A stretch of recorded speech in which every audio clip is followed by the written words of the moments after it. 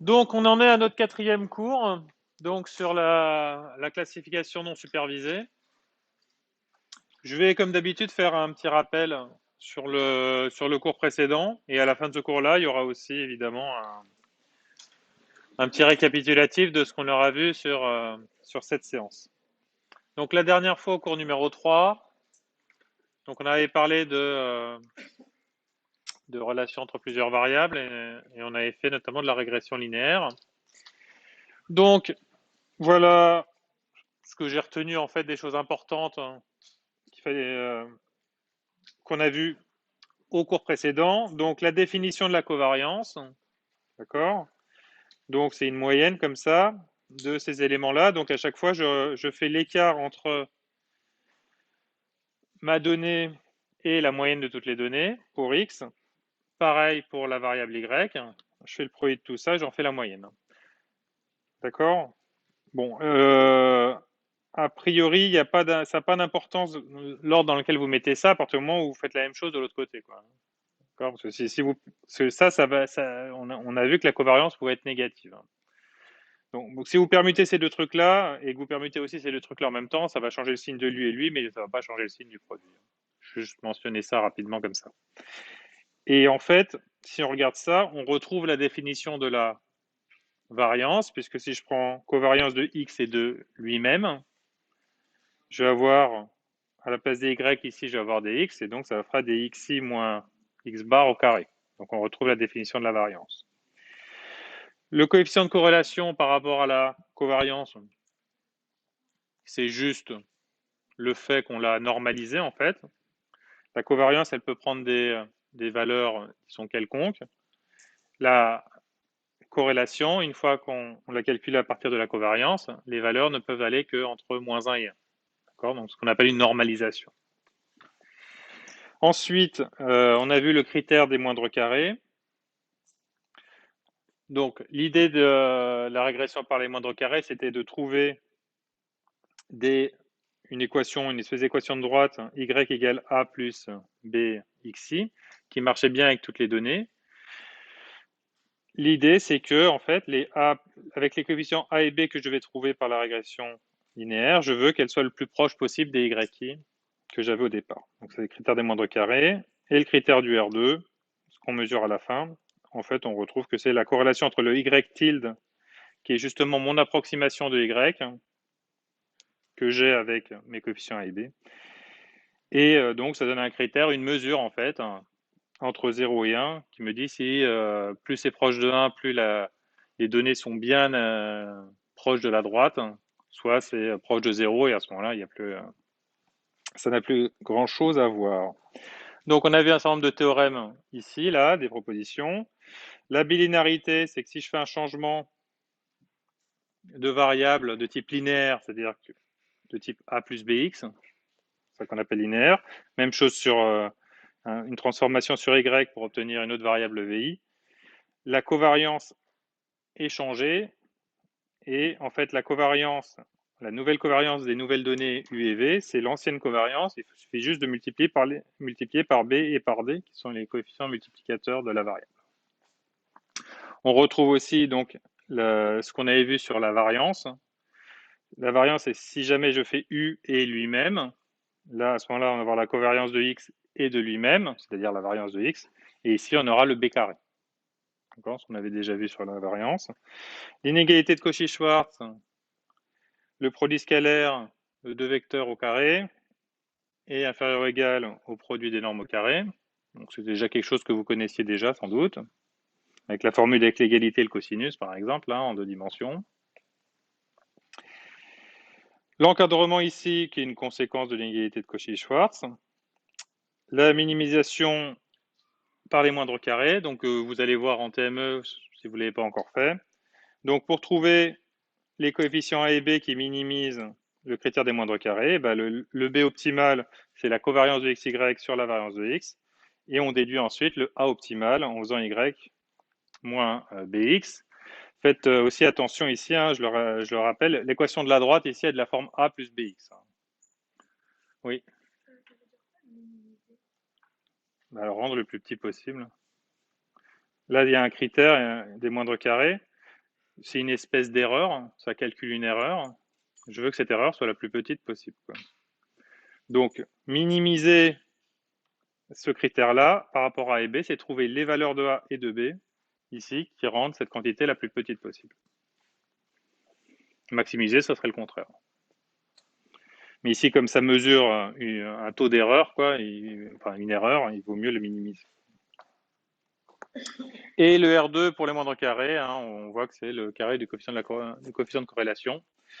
Donc le coefficient de corrélation, hein, pour la régression linéaire, ça nous donne une bonne idée de l'alignement de nos données.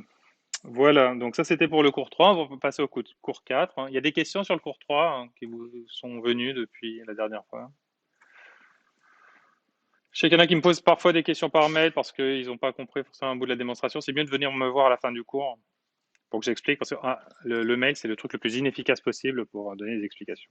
D'accord. Donc autant donner les explications en live, c'est plus simple. À la limite, vous pouvez demander aussi à votre chargé de TD s'il a un peu de temps, quoi. Voilà. Oui, question. Bah, on s'en est servi dans des démonstrations, en fait, quoi. Donc c'est une propriété qui existe, quoi, et des fois, effectivement, on a besoin de faire des calculs, et donc c'est bien utile d'avoir des petites formules comme ça qui nous aident, quoi. Ok. Donc j'avance là, donc on va passer donc au cours 4 sur la classification non supervisée. Alors je vais commencer par un gros spoiler. Bon, c'est pas un cours qui est compliqué, quoi. Tout ce qu'on va faire, c'est essayer de faire des regroupements de données. Donc en gros, on va avoir plein de données et puis on va essayer de les mettre dans des groupes. Voilà, c'est le but de ce cours-là, c'est ça. J'ai plein de données, j'essaye de les mettre dans des groupes. Et tout ce qu'on va faire, c'est des moyennes. D'accord? Vous savez faire des moyennes? Moi aussi. Voilà. Donc tout ce qu'on va faire, c'est faire des moyennes. Le problème, c'est que pour formaliser notre problème ici, où on va effectivement affecter les données à des groupes, ça va être extrêmement lourd. D'accord? Jusqu'à maintenant, on avait des choses qui étaient en gros avec 2 dimensions, on va dire. On avait les individus, qu'on appelait souvent I, un indice I entier. Ça, c'était les individus dans ma population, donc les choses que j'étudiais. Et on avait aussi un J qui était la coordonnée qui m'intéressait, parce qu'on travaillait sur des vecteurs qui étaient de taille, je ne sais pas combien, enfin d'une certaine taille. Je vous dis toujours, pensez qu'ils sont à 2 dimensions comme ça, ou à 3 dimensions, ça, vous aurez des images qui sont un peu plus présentes, mais en réalité ils peuvent avoir plus de dimensions que ça. Et donc ça, en général, on pouvait l'appeler J par exemple. Donc ça nous est déjà 2 dimensions. Donc à chaque fois qu'on écrivait une lettre, là, on avait déjà 2 indices qui étaient dessus, quoi. Et on va en rajouter encore 2 autres, parce que maintenant il va falloir savoir si la donnée appartient à un certain groupe. Donc ça va éventuellement faire un nouvel indice ou exposant sur notre truc. Et en plus, on va avoir des algorithmes pendant ce cours. Et ces algorithmes, on part de certains groupes, et puis les groupes, ils évoluent, voilà, au cours des itérations de l'algorithme. Donc on va avoir encore une variable supplémentaire qui va nous indiquer à quelle étape de l'algorithme on est, quoi. D'accord? Donc on va avoir des lettres qui vont être entourées d'une myriade de trucs. Donc dès que vous allez voir les formules ici, elles vont vous paraître extrêmement compliquées de prime abord comme ça, quoi, parce que le formalisme, il est lourd, quoi. Mais ne perdez pas de vue que tout ce qu'on fait dans ce cours-là, c'est des moyennes, et que notre but ici, c'est j'ai plein de données et j'essaie d'en faire des groupes, quoi. Voilà. Perdez jamais ça de vue, et puis à chaque fois, pour pas perdre le fil, j'essaie de réexpliquer à chaque fois sur à quoi correspond chaque élément qui décore les lettres, enfin les variables qu'on utilise ici. Alors, c'est quoi l'objectif de la classification non supervisée, qu'on appelle aussi en anglais le clustering? On va partir d'un exemple ici. Donc, l'exemple, c'est le budget de l'État français, donc sur ici 24 années. Donc, ce n'est pas 24 années consécutives, hein, il y a 24 années dispersées entre 1872 et 1971. Donc ici, une donnée qu'on va utiliser, c'est XI. Donc la répartition du budget en fonction de différents, on va dire ministères, enfin des actions ici, quoi, lors de la Ième année. Donc il y a 11, voilà, ça s'appelle des postes ici. Voilà, donc il y a 11 postes. Et puis chacune des années étudiées, là, il y a un XI correspondant. Donc ici, nos individus, entre guillemets, sont les budgets de chaque année. Hein. Un budget d'une année, c'est un individu. Et tous les postes qui sont là, ce sont les coordonnées en fait du vecteur. D'accord? Parce qu'il va falloir penser pendant tout le cours que en fait, ces machins-là, c'est des points. C'est des points dans un espace de grande dimension. Donc là, on a les données qui sont ici.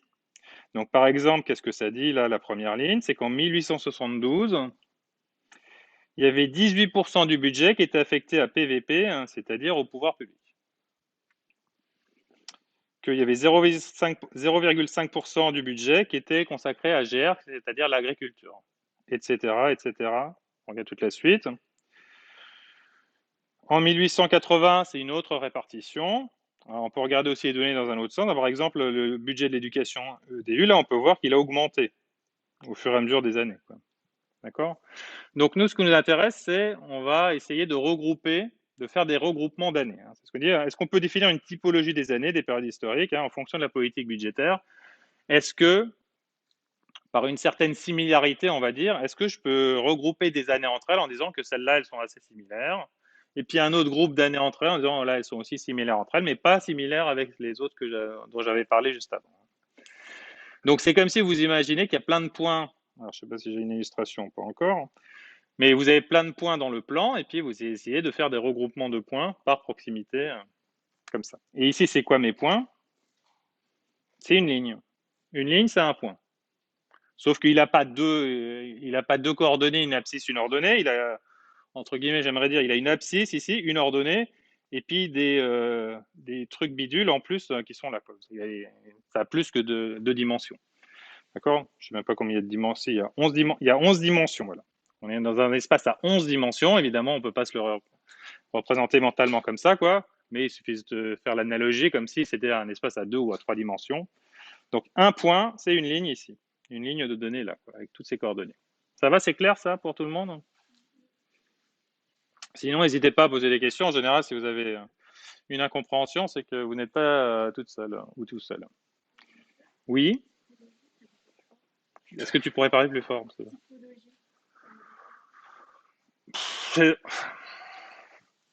C'est que les données sont en gros du même type en fait, quelque part. Quoi.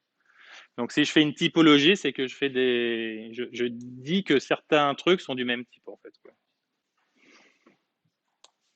D'autres questions?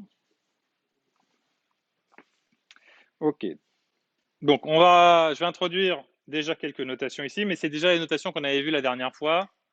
Donc il n'y a pas de grande surprise. Donc on va mesurer P variable sur N individus. Donc P variable, les variables ici de mon exemple précédent, c'était les postes. Agriculture, renseignement, etc. Donc ça veut dire que je suis dans un espace, mes points ils sont dans un espace de dimension P, à P dimensions. Et il y a N individus. Les N individus ici dans mon exemple, moi c'était les budgets de chaque année. Quoi. Donc je ne sais plus combien il y en avait, on regarde vite fait, et 24. Donc il y a 24 individus. Et je vais essayer de faire des groupes avec ça. Donc on note X et J, la Jm variable du Im individu, donc la coordonnée J pour l'année qui correspond au numéro I. Donc ça, c'est les coordonnées. Xi, c'est le vecteur des mesures faites sur le IM individu. Donc ça, c'est le point, ça. Un vecteur et un point, c'est la même chose. Hein. Quand vous ferez de l'algèbre, vous verrez.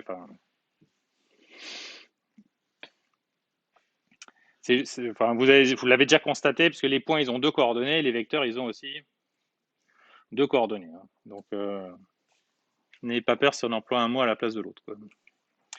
Donc ça, c'est un vecteur ici. Là. Donc, vous voyez bien ici, quand je regarde les coordonnées de ce vecteur, il y a des i partout parce que c'est les coordonnées du même individu i.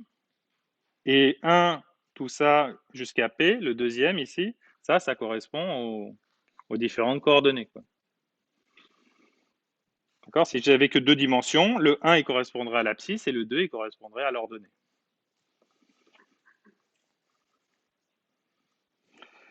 Donc tout ça, on peut regrouper ça dans des matrices, c'est-à-dire que tous ces vecteurs-là, je vais tous les empiler les uns sur les autres.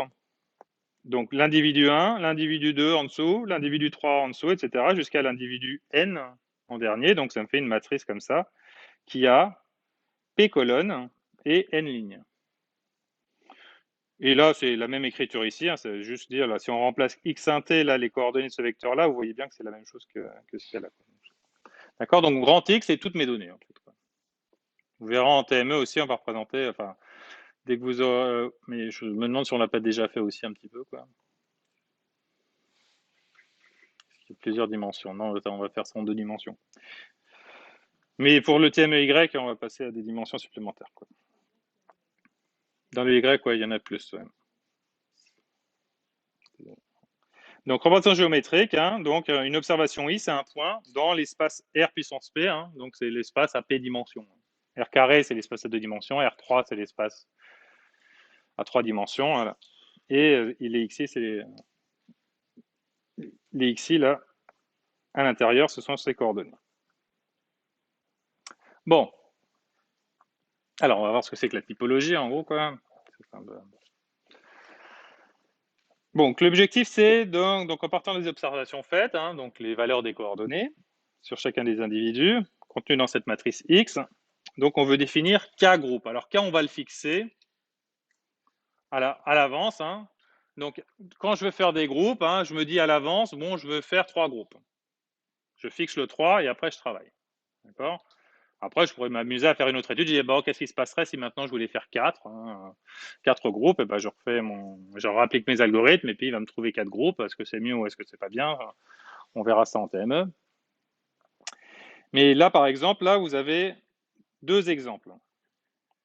Donc, ce que vous voyez plein de points ici, là. Donc, il y a plein de points. Pour l'instant, vous n'occupez pas des couleurs. Donc, mon espace de départ, c'est que j'ai plein de points. Là, ils sont en 2 dimensions parce que c'est plus facile pour nous de les voir sur un plan. Mais pour les données de l'état, là, il y avait, j'oublie à chaque fois encore, quoi, 11 dimensions. Ouais, peut-être. Voilà. Donc 11 dimensions, c'est un peu compliqué à représenter comme ça, quoi. Bon, donc on a ces points-là, donc dans un espace à 2 dimensions. C'est pour ça que là, c'est un exemple fictif. Et vous voyez, il y a des triangles ici. On les voit à peine, mais il y a des petits triangles ici. Et ces triangles-là, en fait, c'est des espèces de centres, en fait, quoi, ou des centroïdes, on appelle ça ici, quand ils sont en plus de dimensions. Et en fait, si je regarde tous les points qui sont les plus proches des centres, par exemple, tous les points verts, ils sont plus proches du triangle vert que des autres triangles. Pareil, le bleu là, tous les points bleus, ils sont plus proches du triangle bleu que les autres triangles. Voilà. Et pareil pour le rouge. Et là, ce qu'on voit, c'est que oui, on a des groupes bien homogènes. Donc, on a un groupe vert, un groupe bleu, un groupe rouge. Pourquoi on dit qu'ils sont bien homogènes? Parce qu'ils sont bien. Enfin, toutes les données vertes sont bien proches de leur centre et tout, quoi. En bleu aussi et en rouge aussi. Là, on a un autre exemple ici où les groupes sont peu homogènes. Donc le bleu, il est toujours aussi. Enfin, le bleu, il a l'air pas mal au niveau homogénéité, mais là, on voit que là, le vert et le rouge, là, ils sont un peu l'un sur l'autre, quoi. D'accord? Donc là, c'est un cas typique de truc qui n'est pas homogène, quoi. Est-ce qu'il y a un autre point? Non, il n'y en a pas. Voilà, donc ça, c'est 2 exemples de partitions possibles. Hein. On va voir tout de suite la définition plus formelle d'une partition, mais intuitivement, vous voyez ce que c'est qu'une partition. Une partition, c'est que j'ai plein de points et puis j'ai un nombre de groupes et je les mets dans des groupes, quoi. Et chaque point, il est dans un groupe. Ouais. C'est un groupe. Quel groupe? G. Et donc les groupes, il y a le groupe 1, le groupe 2, le groupe 3. Voilà. Et G, c'est, si on veut dire le groupe G, ça veut dire n'importe quel groupe parmi ceux qui sont entre 1 et 4. Pour l'instant, là, c'est pas utilisé sur ce transparent-là, quoi. Mais c'est une variable, on pourrait dire un autre nom, mais on va utiliser G comme numéro de groupe pendant tout ce cours. Bon, alors on va faire un petit interlude. Maintenant qu'on a bien vu un peu ce que c'était que ces histoires de grouper les données entre elles. On va regarder plus formellement, en fait, c'est quoi, donc des rappels de démembrement, c'est quoi des parties et c'est quoi une partition. Même si on vient de voir un peu l'idée intuitive qu'on pouvait en avoir. Alors, première petite définition, c'est juste une notation, hein, les parties d'un ensemble. On note ici P ronde de E, l'ensemble des parties d'un ensemble E. D'accord. Donc si mon ensemble il s'appelle E, c'est P de E, et puis s'il s'appelait autre chose, ce serait P de autre chose. D'accord.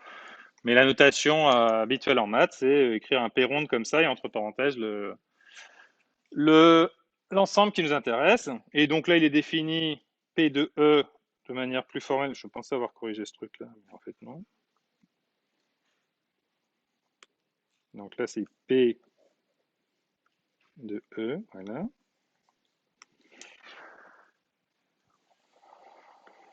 Donc c'est égal à l'ensemble des ensembles A tels que A est inclus dans E. Voilà. Donc c'est la manière formelle de l'écrire. Enfin, tout le monde sait déjà ce que c'est que les parties d'un ensemble. Mais écrit de manière plus formelle comme ça, c'est comme ça qu'on l'écrit. C'est un ensemble d'ensembles. C'est un ensemble de sous-ensembles de E. C'est l'ensemble des sous-ensembles de E. D'accord. J'ai un ensemble E. Il a plein de sous-ensembles. Et ben, les parties de E, c'est l'ensemble de tous ces sous-ensembles. Donc un exemple ici, là, si mon ensemble E, il a 3 éléments que j'appelle A, B et C, voici l'ensemble des parties, l'ensemble des sous-parties de E. Donc l'ensemble des parties de E. Donc il y en a deux qui sont assez particulières et qui marchent à tous les coups, c'est l'ensemble vide, qui est une partie de E. D'accord. Parce que l'ensemble vide, il est inclus dans n'importe quoi, dans n'importe quel ensemble. Donc il fait toujours partie des parties d'un ensemble. Il y a aussi l'ensemble en entier, là, ABC. Donc l'ensemble tout entier, c'est une partie de lui-même. D'accord. Il ne faut pas les oublier, ces deux-là, quoi. Donc les deux extrêmes, c'est un ensemble vide et l'ensemble tout entier sont des parties particulières de mon ensemble initial. Et après, il y a toutes les combinaisons possibles, quoi. Il y a les singletons. Donc tous les ensembles qui contiennent un seul élément de E. Ensuite, toutes les paires. Voilà, et puis on s'arrête là. Après, il y a le triplet, mais là, on est arrivé déjà à l'ensemble tout entier. Alors, il y en a combien? On peut les compter. 1, 2, 3, 4, 5, 6, 7, 8. Il y en a 8 pour un ensemble au départ où il y avait 3 éléments. Et le 8 par rapport à 3, c'est, si vous lisez un petit peu en dessous là, c'est 2 puissance 3. Donc, on a un premier petit théorème là, petite proposition, le nombre de parties. Donc, le nombre de parties d'un ensemble E qui a n éléments.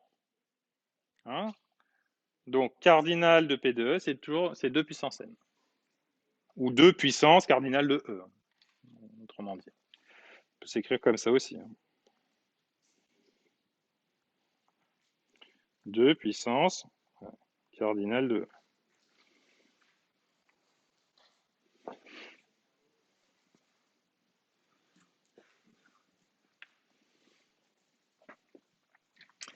Bon, comment on démontre ça? Qui le savait déjà? C'est un théorème qu'on voit en terminale. Ok. Bon, en première. On vous l'a démontré?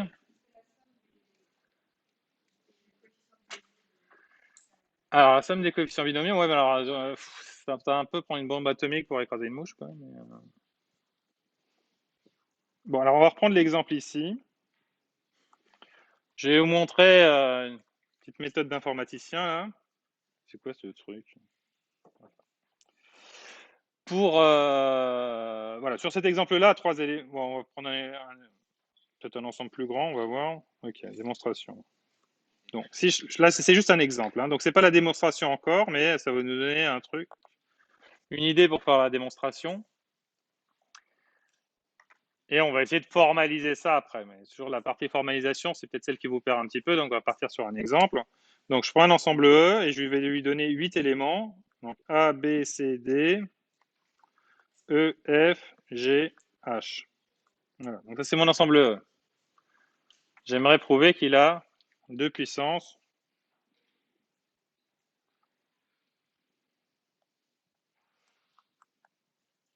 Donc lui, il a 8 éléments, donc que l'ensemble de des parties de E, c'est 2 puissance 8 éléments. Bon, alors j'ai dit la méthode des informaticiens, quoi. Comment je peux représenter une partie de E, un sous-ensemble de E?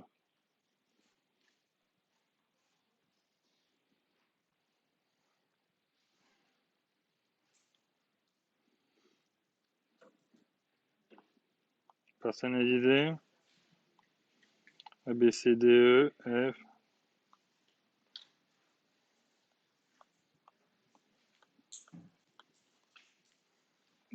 Donc, juste, on prend un exemple, hein.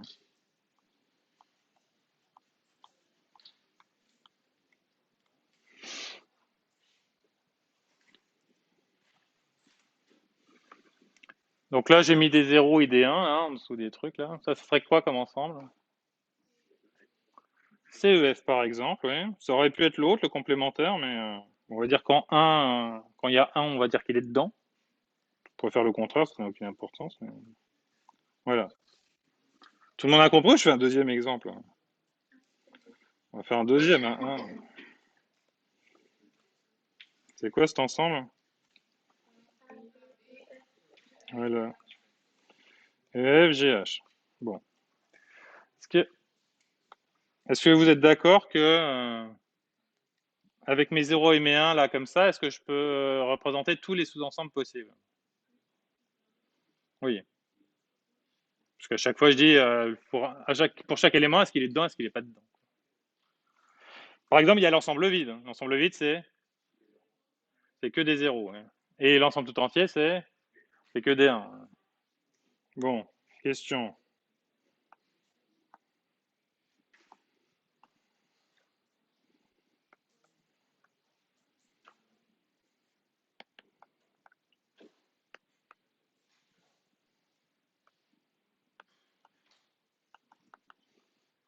Combien de nombres entiers représentables sur 8 bits? Ouais, de puissance 8, c'est-à-dire 256. Ouais. Réponse. Ouais.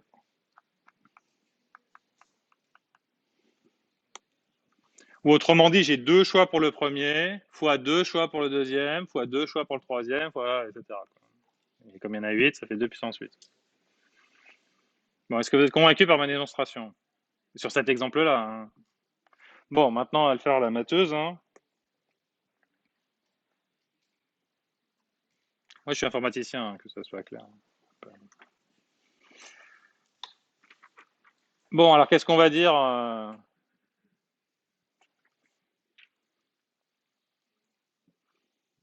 Bon, à la matheuse, on va dire à chaque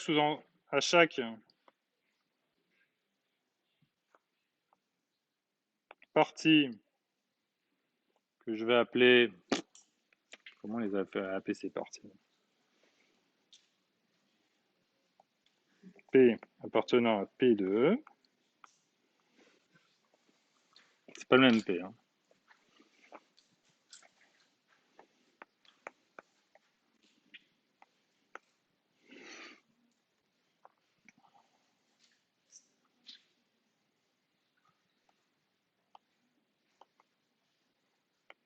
J'associe une variable binaire B indice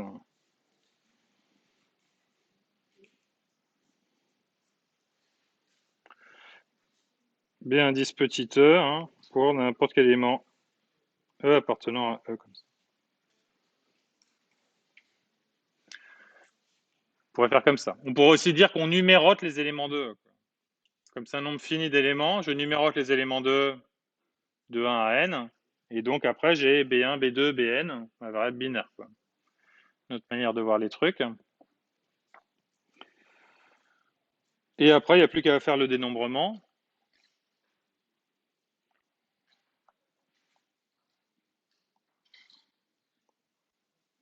Donc, pour chaque E appartenant à E, il y a deux choix possibles.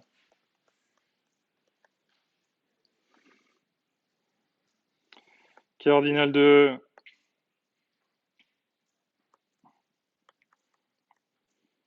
deux choix possibles. Donc au total,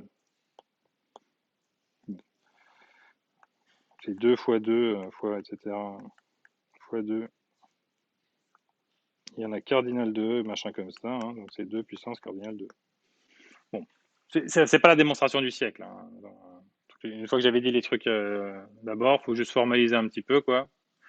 Peut-être qu'on peut faire un peu plus propre en disant effectivement, je numérote les éléments de E de 1 jusqu'à n, qui est le cardinal de E. Je définis ma suite de variables binaires ici, et puis on est parti, quoi.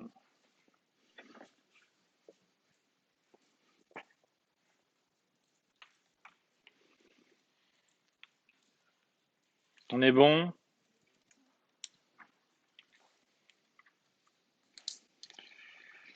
Ok, maintenant on va voir la définition d'une partition. D'accord? Il y avait une question? Sinon, ça sera sur Moodle. Hein.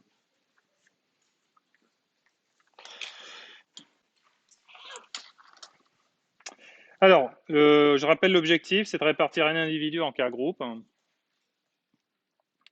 ou partie.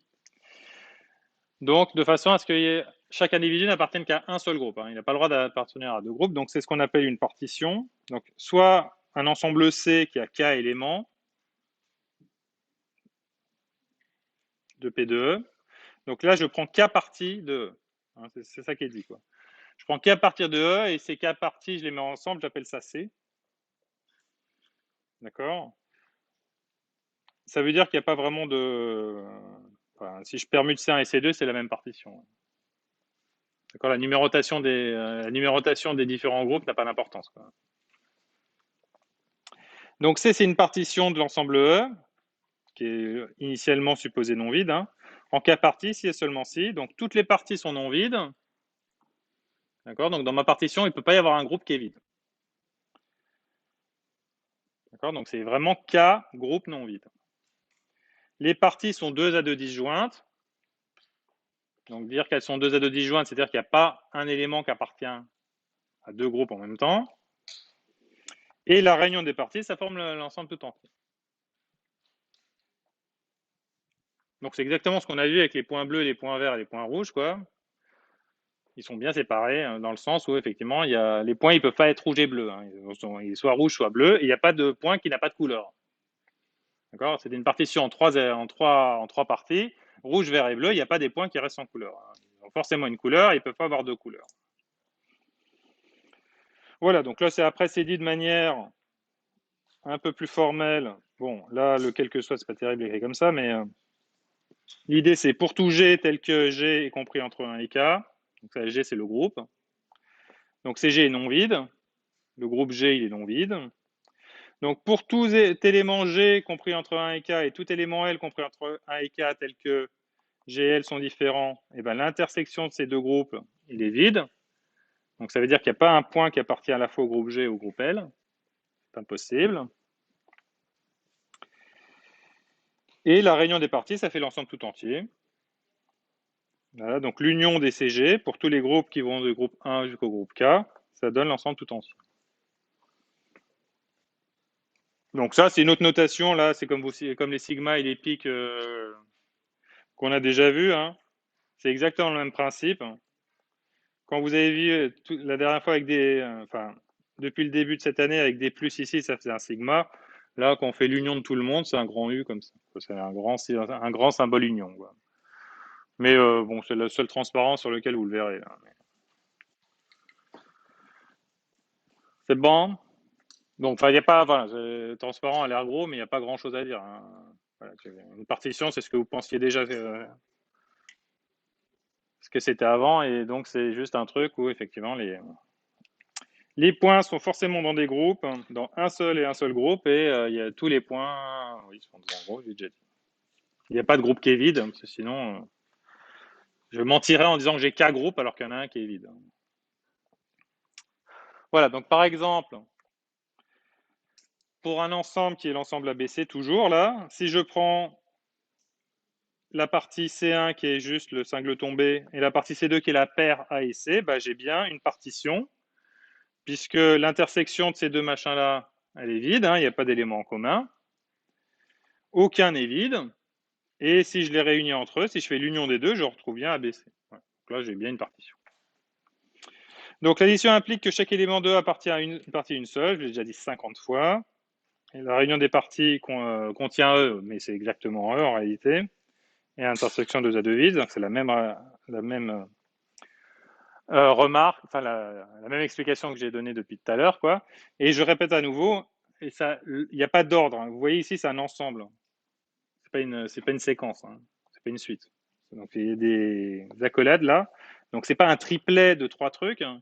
C'est juste un ensemble à 3 éléments. D'accord, un triplet, il y aura un ordre. Comme un couple, il y a un ordre. Alors qu'une paire, il n'y a pas d'ordre. D'accord. Donc la numérotation n'a pas d'importance dans ce qu'on fait. Il n'aura pas d'importance dans les comptages qu'on va pouvoir faire. D'accord. Donc par commodité, on va quand même leur donner des numéros à nos groupes pour pouvoir les reconnaître. Mais si on permute les numéros, ça n'a pas d'importance. Alors, tout à l'heure, on a compté le nombre de sous-ensembles. Maintenant, on va compter le nombre de partitions. Alors, pour compter le nombre de partitions, je n'ai pas donné une formule directement. Donc là, c'est ce qu'on appelle le nombre de Stirling. En TD, il y a un exercice où on peut trouver une formule explicite pour ce SNK-là, qui est le nombre de partitions. Mais on a une formule de récurrence ici qui peut nous permettre de trouver aussi ce nombre de partitions.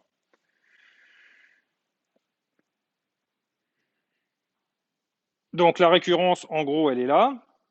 Vous voyez, on peut trouver SNK en fonction de Sn-1 K-1 et de Sn-1 K. À partir du moment où n est plus grand que 2, parce que il faut que n soit toujours plus grand que 1, quoi.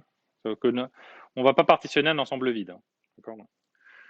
Donc c'est pour ça qu'ici, on prend toujours au moins un élément dans mon ensemble, dans mon ensemble E. Et là, j'en prends 2 parce que je fais moins 1. Et K, c'est toujours le nombre de parties. Donc, est-ce que j'ai laissé de la place pour démontrer ça? On va voir plus tard, mais on va faire ça. Donc, on va le démontrer, c'est-à-dire qu'en fait, on va justifier chacune des affirmations qui sont écrites ici. Donc, le nombre de partitions en 0 partie de mon ensemble, c'est 0. Il n'y en a pas. Je ne peux pas partager mon ensemble en 0 partie. Je peux partager mon ensemble en une seule partie. Vous savez le faire? J'ai un ensemble au départ, il faut que je le partage en une seule partie. Je le prends tout entier. Est-ce qu'il y a une autre possibilité? Non, il n'y en a pas d'autres possibilités. Je suis obligé de prendre l'ensemble tout entier, parce que si je ne le prends pas en entier, de toute façon, ça va violer la définition dans laquelle je dis tous les points sont forcément dans un des groupes. Quoi. Donc, s'ils sont forcément dans un des groupes et qu'il n'y en a qu'un seul, ils sont tous dans le groupe. Ça dit quoi? Que si le nombre de parties est plus grand strictement que le nombre d'éléments, le nombre de partitions est égal à 0. Là, forcément, parce que le nombre minimal de groupes, enfin le nombre maximal de groupes que je peux faire, c'est quoi? J'ai un ensemble, au maximum, combien je peux faire de groupes? Bah oui. Ouais, n cardinal de E, ouais, je suis obligé de mettre un élément dans chaque groupe. Ouais, je ne veux pas faire mieux, hein. D'accord? Donc si je veux un cas qui est plus grand que ça, bah je ne peux pas. Donc il n'y en a pas.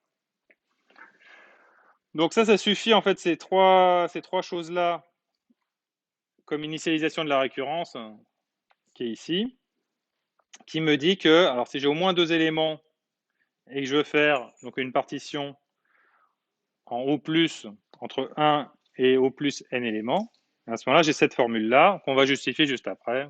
Je fais un slide pour ça, comme ça on va l'écrire. 1, 2, 3, je pense qu'on a fait le tour.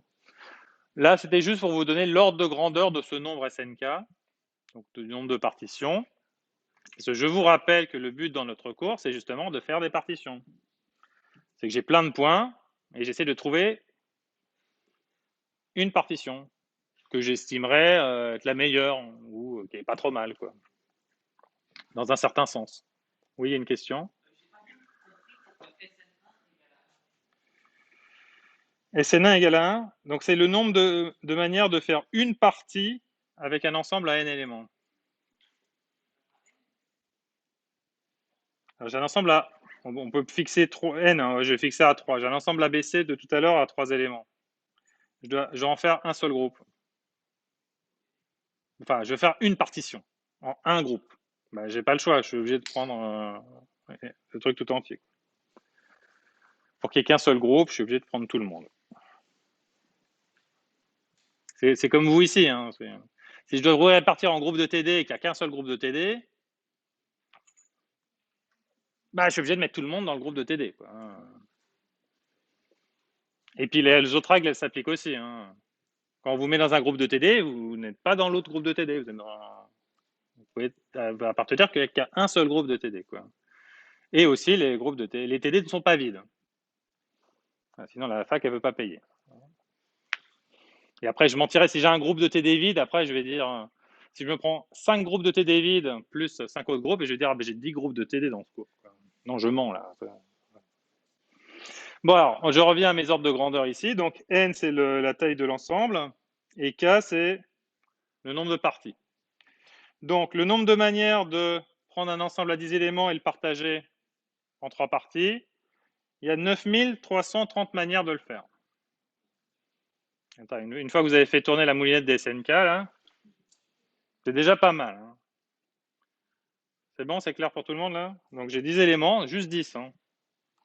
Je prends le premier rang, là, c'est tout, quoi. Combien il y a de manières de vous mettre en 3 groupes? 9330 manières. Donc, on ne va pas les énumérer, là, maintenant. Là, je ne vais pas faire venir les gens devant le tableau, là, pour essayer de voir combien il y a de parties, combien il y a de manières de faire.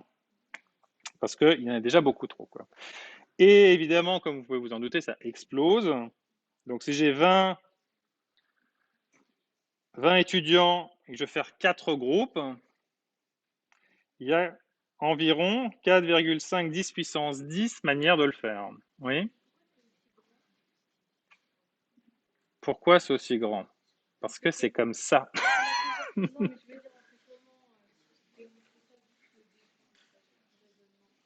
Ben, j'essaie de reprendre un exemple là, on n'était pas trop... Bon. Là, j'ai un ensemble à 3 éléments. Ça, c'est ces parties. Combien de manières de faire deux, de partager ça en deux trucs? Ben, il y a A avec BC, il y a B avec AC, il y a C avec AB. Donc déjà, rien que pour ça, là, il y en a déjà plus... Il y en a 3 pour 3, quoi. Donc il va falloir mettre un peu plus, quoi. Donc ça fait 3 partitions possibles. Si j'ajoute un élément supplémentaire, on va voir que... Donc là, il y a 3 éléments possibles, quoi. Si j'en prends un ensemble à 4 éléments et j'essaie de les couper en 3. Donc, est-ce que j'ai une feuille blanche quelque part? Pas trop. Je vais mettre là-dessus, quoi. Bon, attends, on va voir. Bon, je vais pas le faire parce que je voulais pas faire venir les étudiants là-devant là, pour trouver qu'il y avait 9330 manières, quoi. C'est juste pour t'en convaincre. Hein. La réponse, c'est parce que c'est comme ça. Hein. Enfin, c'est ça la vraie réponse. Les maths l'ont dit et c'est démontré, quoi. Bon, j'ai 10 éléments, quoi.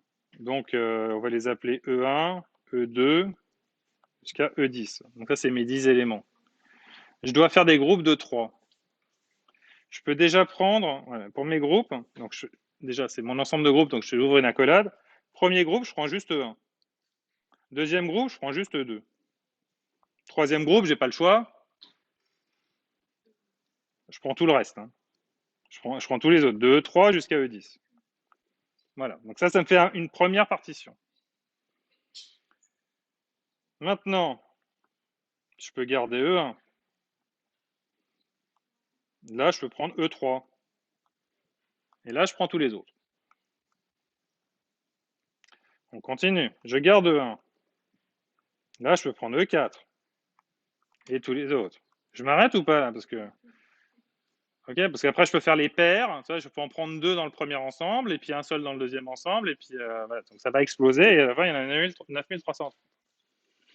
C'est bon, tout le monde a convaincu qu'il y en a beaucoup. Bon, tout ça pour dire que vous avez un ensemble à 100 éléments, c'est pas gigantesque, hein. 100 points, quand on fait du clustering, quand on va faire appliquer la méthode des cas moyennes tout à l'heure, le K-means, avec 100 points, on le fait, quoi, mais et qu'on veut faire 10 groupes, il y a 2,76, 10 puissance 93 manières de le faire, quoi. Donc tout ça pour vous dire que en fait, les méthodes qu'on va utiliser pour essayer de trouver des groupes, c'est qu'on va pas tous les essayer et après regarder quel est le meilleur qu'on a trouvé, quoi. Hein. Parce qu'on vous dit par exemple le nombre d'atomes de l'univers c'est 10 puissance 80.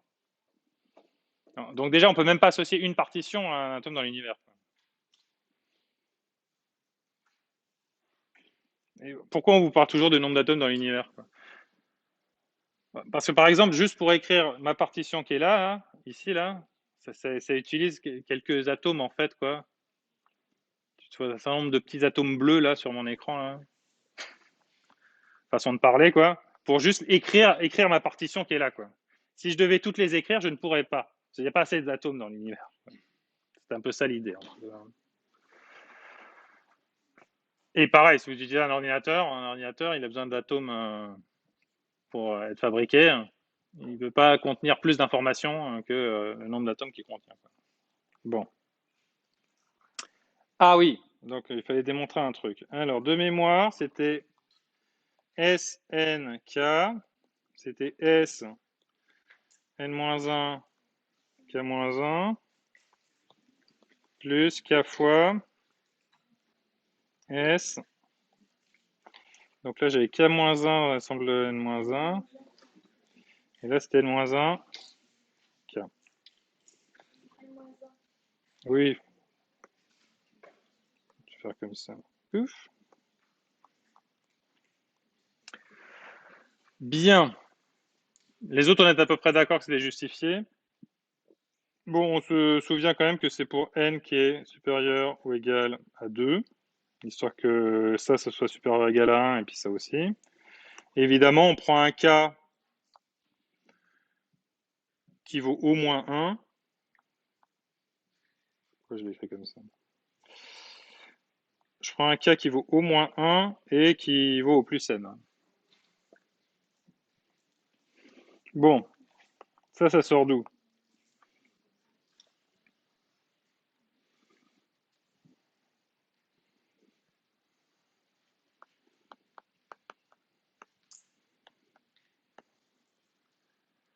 Donc, si j'ai déjà une partition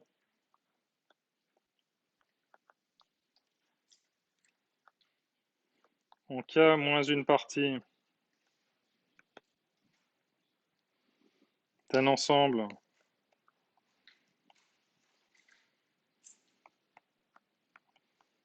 n-1 éléments,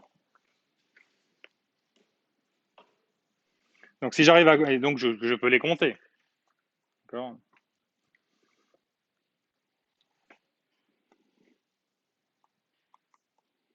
J'ajoute un nouvel élément dans son propre groupe. J'ajoute un nouvel élément dans un groupe supplémentaire.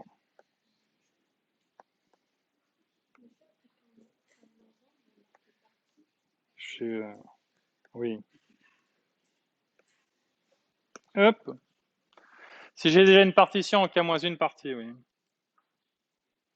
Donc ça pour dire en fait quoi. Donc là, comment je fais pour compter le nombre de partitions où j'ai K groupes dans un ensemble qui a N éléments. Si je sais déjà comment faire, combien il y a des partitions en K-1 groupe dans un ensemble à N-1 éléments, si je rajoute un élément, parce que là je voudrais pour un élément, si je rajoute un élément et que je le mets dans son propre groupe, ça va me faire un groupe de plus, un élément de plus. Donc, et donc j'aurais déjà compté tous ces cas-là, quoi. Et ici, qu'est-ce que je fais? Là, c'est qu'initialement, j'ai déjà K groupe.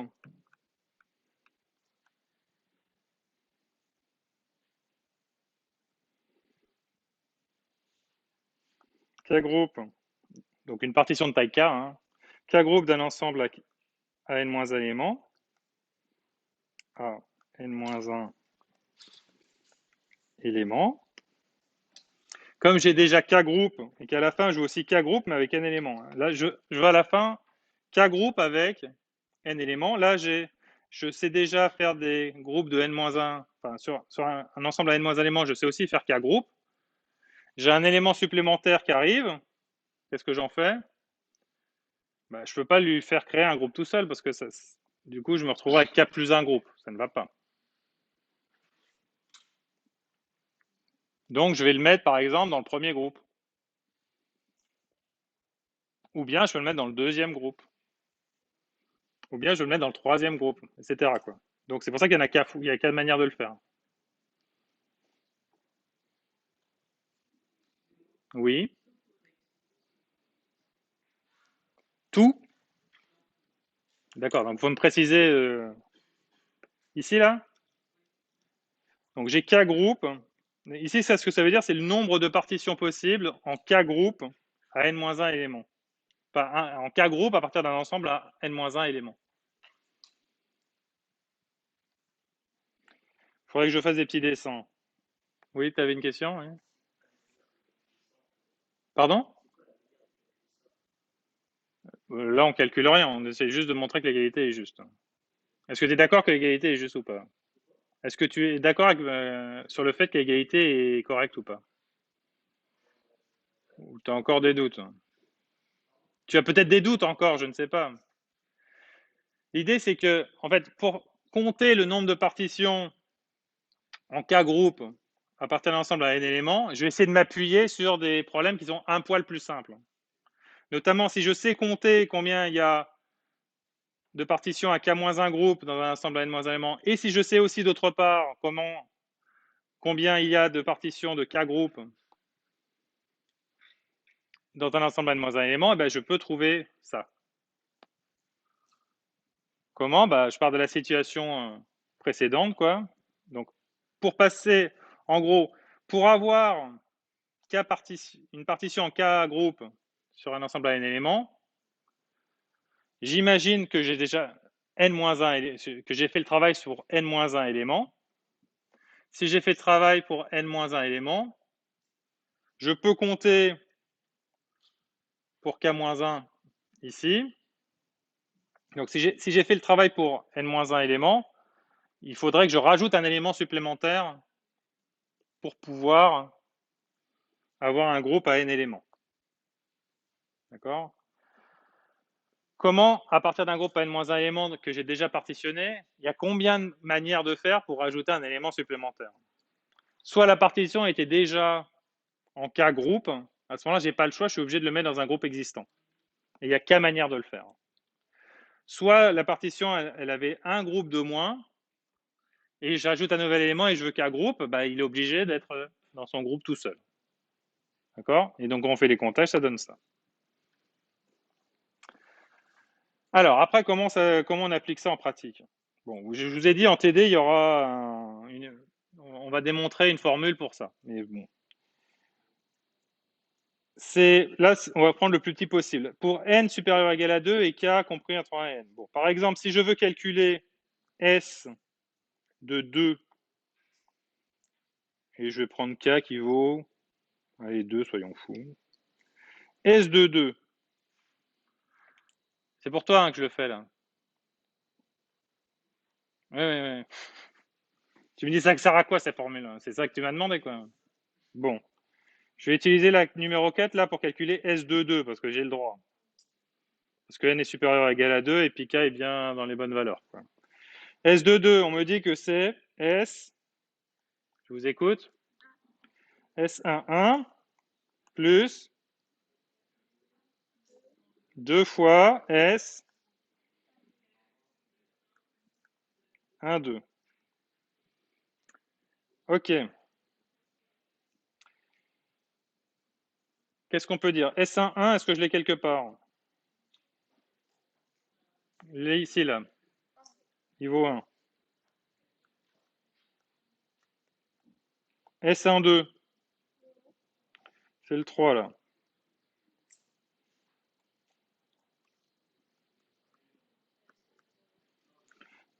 Donc ça fait 1.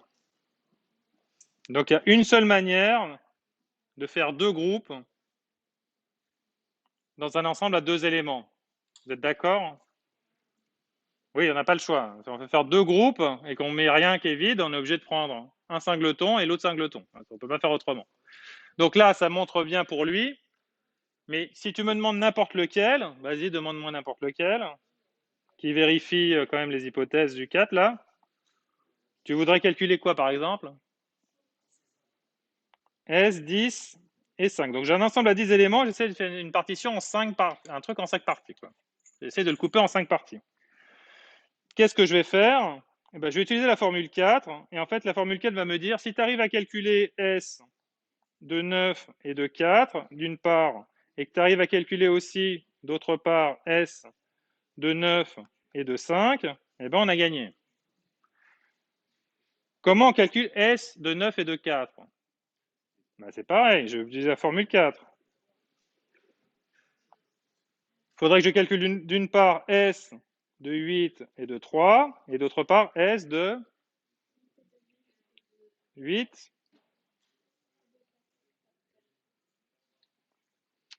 de 8 et de 4. Voilà. Et je continue comme ça. Alors, il y en a, vous voyez, c'est diminue de ce côté-là. Donc, au bout d'un moment, on va tomber sur un 1. On dira que ça fait 1. De ce côté-là, on voit que c'est le premier qui diminue. Mais si c'est le premier qui diminue, c'est-à-dire que le deuxième, en contrepartie, il va devenir comparativement plus grand. Et au bout d'un moment, il va devenir plus grand que l'autre. Et donc, il vaudra 0. Donc, je continue de développer mon arbre comme ça. Puis à la fin, pour appliquer 50 fois la formule, je vais pouvoir compter mon nombre de partitions. Oui.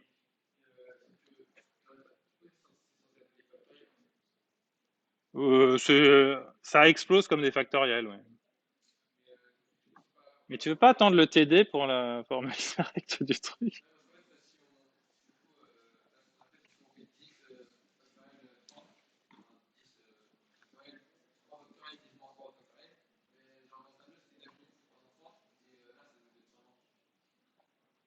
Oui, mais c'est pas la factorielle, hein. Voilà. C'est plus compliqué que ça, sinon on vous aurait fouillé la formule, hein. D'ailleurs, il y a pas, on file pas la formule parce que personne n'apprend cette formule, quoi. Oui, j'y tiens vraiment.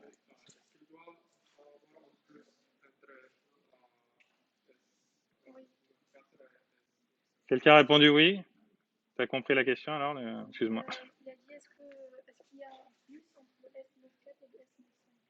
Oui, oui, après, je calcule celui-là, je calcule celui-là. Il faut mettre un plus et multiplier par k aussi, hein. D'accord, mais je dis juste qu'il faut que, si je sais calculer ça et ça, je saurais calculer ça en appliquant la formule. C'est tout ce que je dis. Après, si je sais calculer lui et lui, je pourrais calculer lui, et puis je continue mon arbre, il risque d'être assez grand, quoi. Oui, oui, évidemment, j'applique plusieurs fois la formule, mais là, je m'intéressais seulement à, il faudrait que je calcule ça, quoi.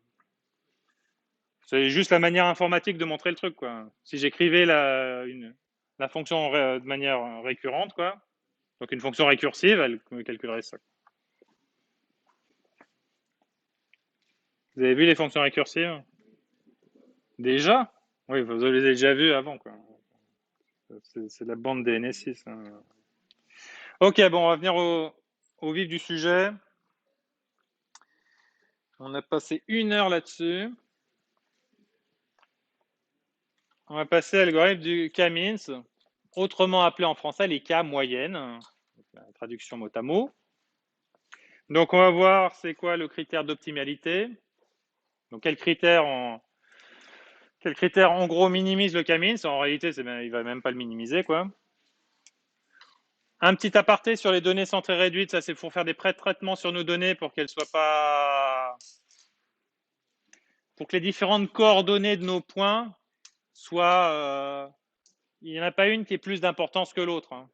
Ça, vous imaginez si vous avez des points en 2 dimensions avec les abscisses qui prennent des valeurs de l'ordre du million et des ordonnées qui prennent des valeurs de l'ordre de 0,1, quand vous allez commencer à essayer de voir les similarités, je pense que les trucs du million vont un peu l'emporter sur les trucs des Y. Donc là, on va voir données centrées réduites, comment mettre toutes ces coordonnées un petit peu là de sorte que, effectivement, il n'y en ait pas une qui prenne beaucoup trop d'importance par rapport à l'autre.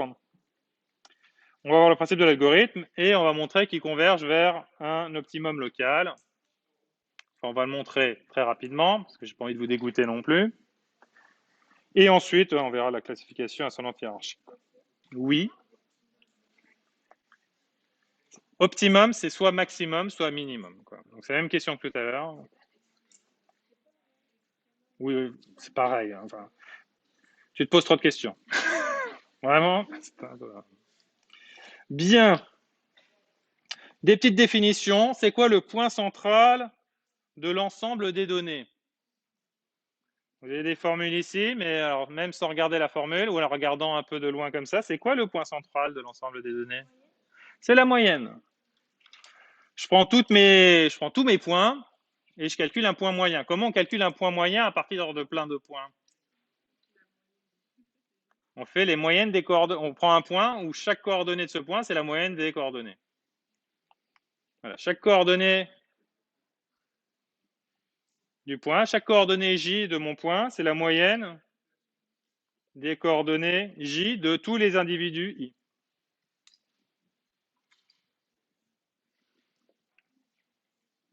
Et on peut mettre ça dans un vecteur. Enfin, c'est un point. Okay. Donc un point, le point central, c'est le point comme ça, il s'appelle x bar bar. Et ses coordonnées, c'est moyenne des coordonnées 1 de tout le monde, moyenne du coordonnée 2 de tout le monde, etc., jusqu'à moyenne du coordonnée P de tout le monde, puisqu'on a dans un espace à P dimensions. Vous avez dit, on fera que des moyennes. Hein. Point central d'un groupe. Donc on a un groupe qui s'appelle CG. Alors pourquoi on les appelle C, les groupes? Parce qu'en anglais, on appelle ça des clusters. Donc on a des groupes comme ça, là. Alors, CG, là, on leur donne, ça appartient à un N, ça veut dire que c'est juste un numéro. On va parler du groupe 1, groupe 2, groupe 3, on l'appelle CG. Un groupe d'observation de cardinal, donc cardinal de CG. Ok, il y a une erreur là-dedans. C'est CG, lui, il doit être. C'est G qui appartient à N, quoi.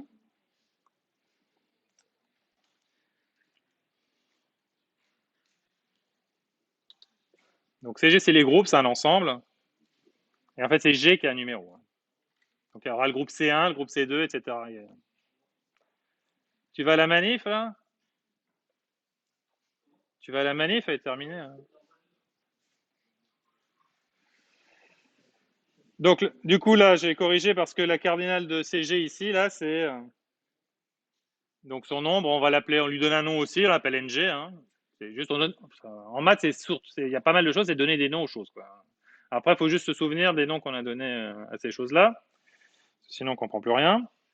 Donc, on note, donc c'est encore une notation, X bar G, hein, et pas X bar bar. Donc, X bar G avec G qui est le numéro du groupe. Hein. Donc, par exemple, X bar 1, ça sera le point central du groupe 1. X bar 2, ça sera le groupe central du groupe 2. Donc, on place G par un numéro. Et on regarde ici, c'est quoi? Bah, c'est la moyenne des points du groupe, en fait.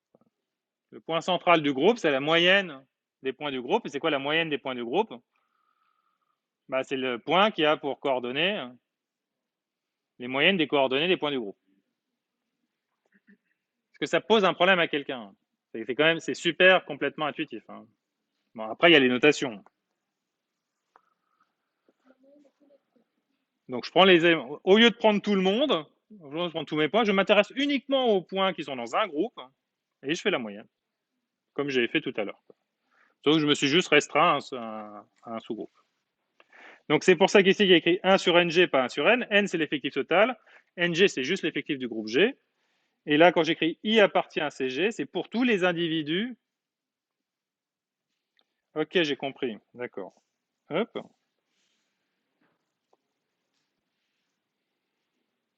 C'est inclus, là.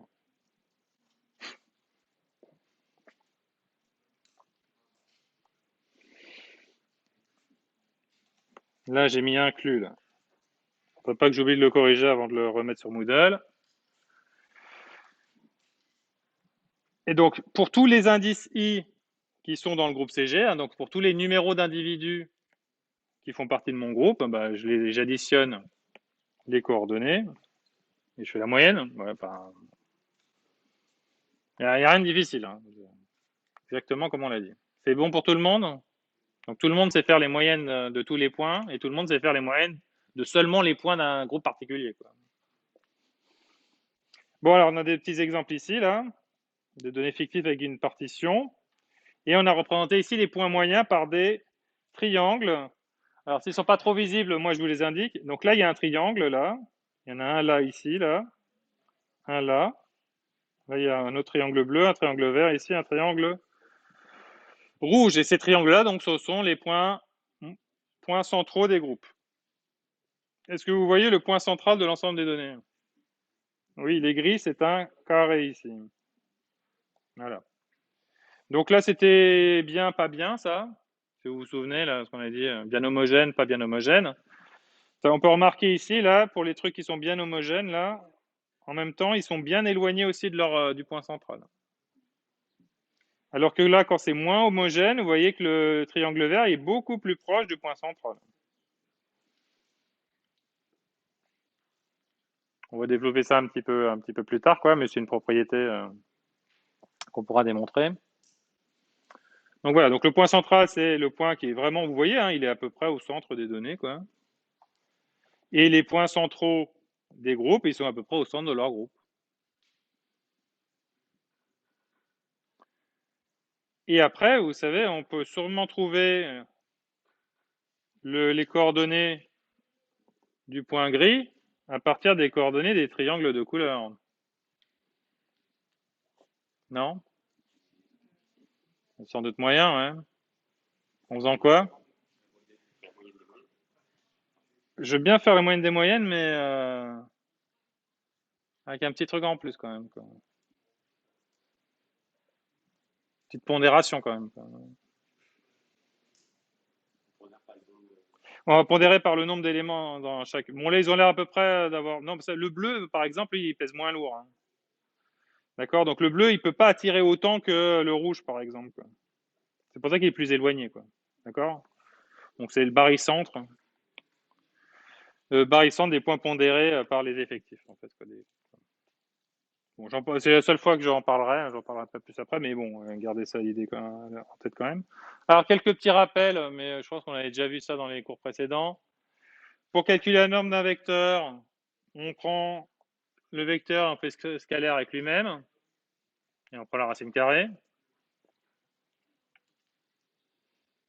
D'accord? Quand je fais un produit scalaire d'un vecteur avec lui-même, hein, si ses coordonnées c'est x, y, ça fait x carré plus y carré. Donc, vous généralisez à une dimension. Donc, c'est la somme des carrés des coordonnées. Je prends la racine carrée à la fin. Donc, c'est pareil. En dimension 2, c'est la racine carrée de x carré plus y carré, hein. Pas de mystère. Distance. Bon, on va définir la distance comme étant juste la distance entre deux points comme la norme de la différence. C'est exactement comme la distance usuelle que vous avez déjà vue. Il existe d'autres types de distances, mais vous verrez ça en maths si vous faites des maths un jour, quoi. Nous, la définition de la distance qu'on va prendre, c'est la distance euclidienne, c'est-à-dire la norme de la différence. Donc, c'est la distance à vol d'oiseau entre deux points, en fait, hein, sur un univers complètement plat, quoi. Voilà, notamment, bon, tout le monde connaît ça ou pas? C'est bon? Ou quelqu'un connaît pas? Moyen? Vous connaissez en deux dimensions quand même? Non, en deux dimensions, je place un point A, je place un point B. J'ai un repère comme ça, l'axe des X, l'axe des Y. J'ai un point A ici, j'ai un point B ici. Ouais, je veux calculer la distance entre les deux. Tout le monde sait faire? Oui? C'est pareil, hein, il n'y a pas de différence, quoi. C'est juste qu'éventuellement, il y a une troisième coordonnée, une quatrième coordonnée, une cinquième, ou je sais pas quoi, mais c'est la même formule, hein. Ça va?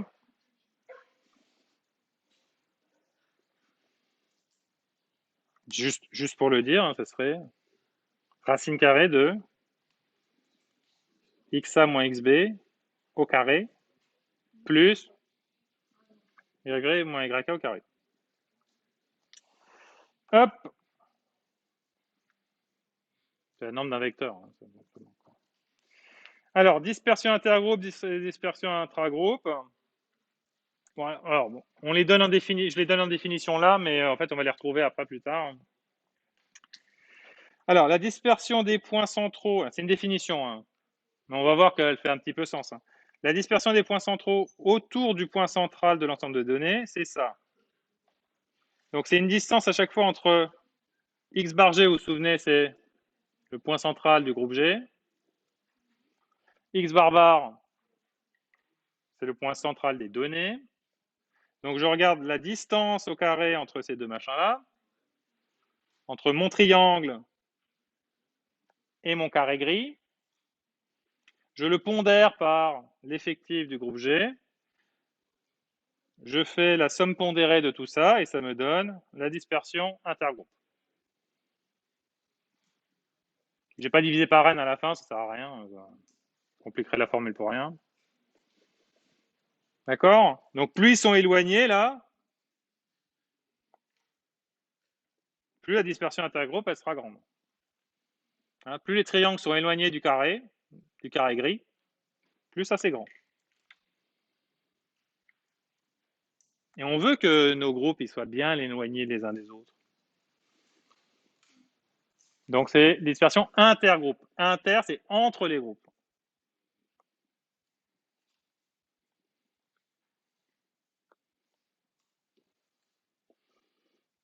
Comme intérieur. Alors, dispersion intragroupe. Intra, c'est à l'intérieur de chaque groupe. Donc là, qu'est-ce qu'on a? C'est quand même une formule qui est globale, en fait. Je regarde ici. Donc, pour un groupe, pour un I qui appartient, pour tous les individus, ici, je prends juste cette somme ici. Hein. Je ne m'occupe pas de la somme extérieure pour l'instant. Et juste ça, pour tous les I qui sont dans le groupe G, donc pour tous les individus du groupe G, je calcule la distance entre cet individu et le centre du groupe. Voilà. Donc ça va me montrer comment les individus ils sont bien regroupés. Plus ça c'est petit, plus mes individus ils sont proches de mon centre de groupe, plus ça va être petit quoi. Et après je fais ça pour la somme pour tous les groupes. Donc j'ai fait tous les points avec leur centre. Et après j'additionne tout le monde entre eux quoi. Et ça fait la dispersion intra-groupe. Et donc plus mes groupes ils sont homogènes, plus ça va être petit.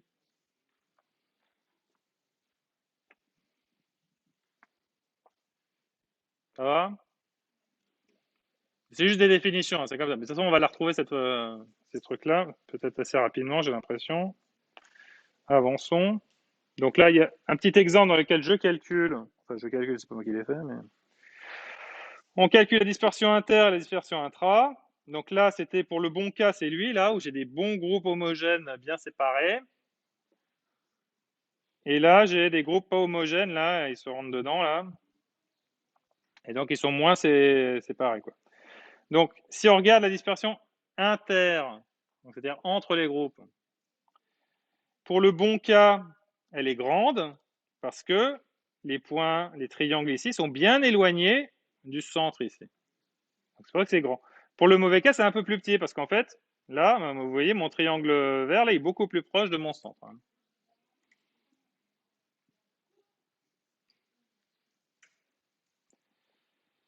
Par contre, sur la dispersion intra, ça me dit quoi? Dans le bon cas, elle est petite. Pourquoi?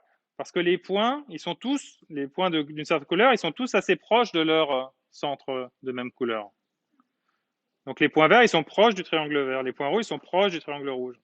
Alors que ici, dans le mauvais cas, c'est plus grand parce que les points rouges, ils sont plus éloignés du triangle rouge et les points verts plus éloignés du triangle vert.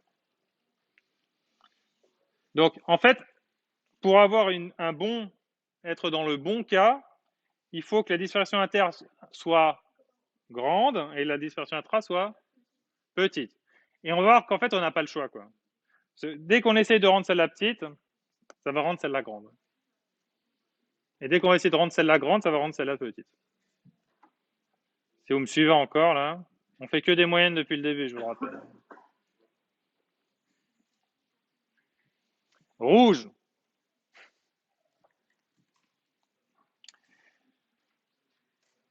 Donc, c'est ce qu'on vient de dire ici, critère d'optimalité. Donc, on cherche une partition dans laquelle la dispersion intergroupe est forte.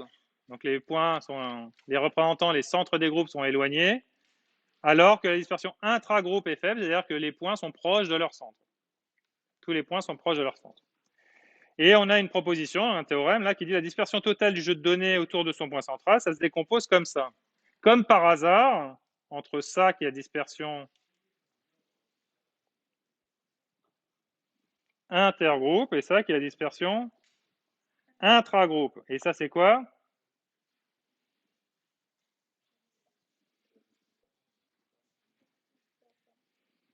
C'est la dispersion totale, c'est une espèce de dispersion. C'est la distance de tous les points au point central, en fait. Donc, c'est la dispersion globale ici. Ce qu'on appelle la dispersion totale ici, elle ne dépend pas de la partition. Elle dépend que de la position des points. Donc, une fois que vos points sont positionnés quelque part, le centre de l'espèce de centre de tous les points, lui, il bouge jamais, en fait. Donc, le carré gris, là, lui, il bouge pas, il peut pas bouger. Vous avez beau faire les partitions comme vous voulez, comme c'est la moyenne de tout le monde, il ne peut pas bouger.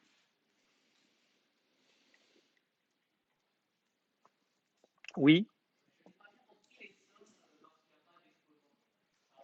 Celle-ci, là, bah, CG, c'est un ensemble de nombres, en fait.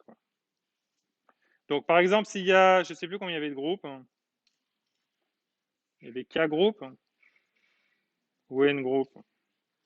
Bon, bref, on s'en fout. CG, c'est un ensemble qui contient des nombres entiers, en fait.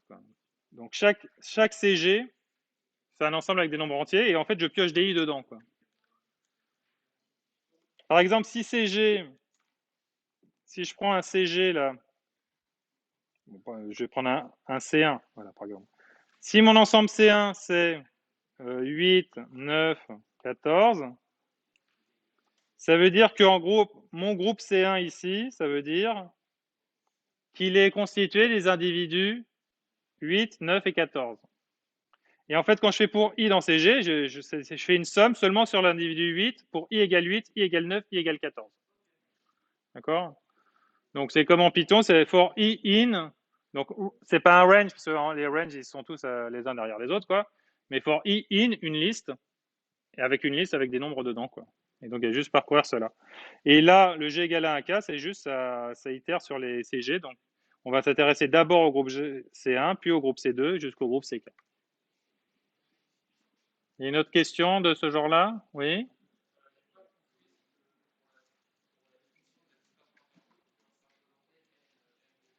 NG, là? C'est le nombre d'individus dans le groupe G. Donc par exemple, là c'est 3. Là, du coup, c'est une espèce de pondération, oui.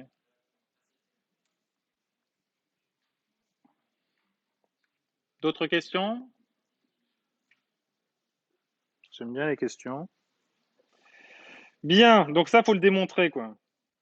D'accord? Ça, je l'ai déjà dit. Donc, comme la dispersion totale ici, mon point gris, là, il peut pas bouger. Eh bien, si je maximise lui, pour que ça reste constant, si j'essaie de maximiser lui, ça va forcément minimiser lui, en fait. Donc, c'est équivalent aux deux. Donc, ça sert à rien d'essayer quand on va essayer d'optimiser. Si je fais ça, c'est pareil que si je fais ça. D'accord? Et en fait, c'est lui qu'on va faire plutôt, quoi. C'est vrai? Ou c'est plutôt lui? Non, on va plutôt minimiser ça. Ça a plus sympathique. Bref, on va s'occuper qu'un seul des deux, quoi. Et l'autre, ça en sera une conséquence. Alors, ouf. Bon, alors c'est ça que je dois démontrer. Est-ce que ça ressemble à quelque chose que vous connaissez? Est-ce que vous avez bien révisé avant de venir?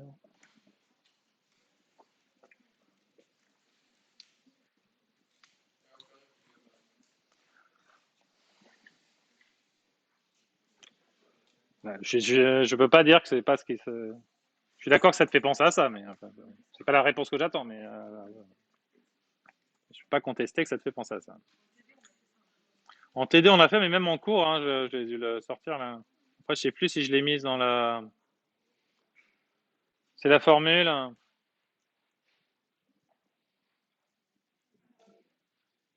de Huygens. Vous vous souvenez de lui? Alors, la formule de Huygens, elle nous dit quoi? Si j'ai un jeu de données xi,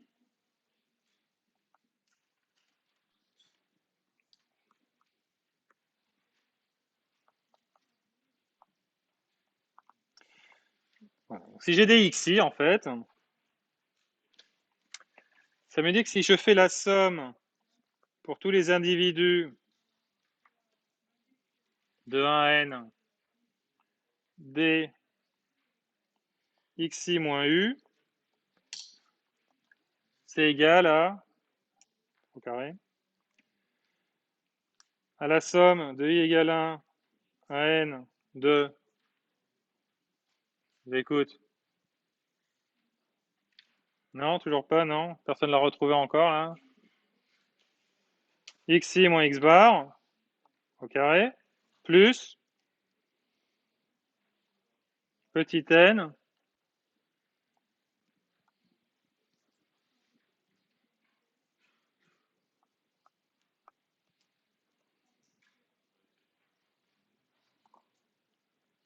c'est bon? Est-ce que le bureau des vérifications est d'accord? Ça, c'est la formule générale, hein, pour tout U, hein.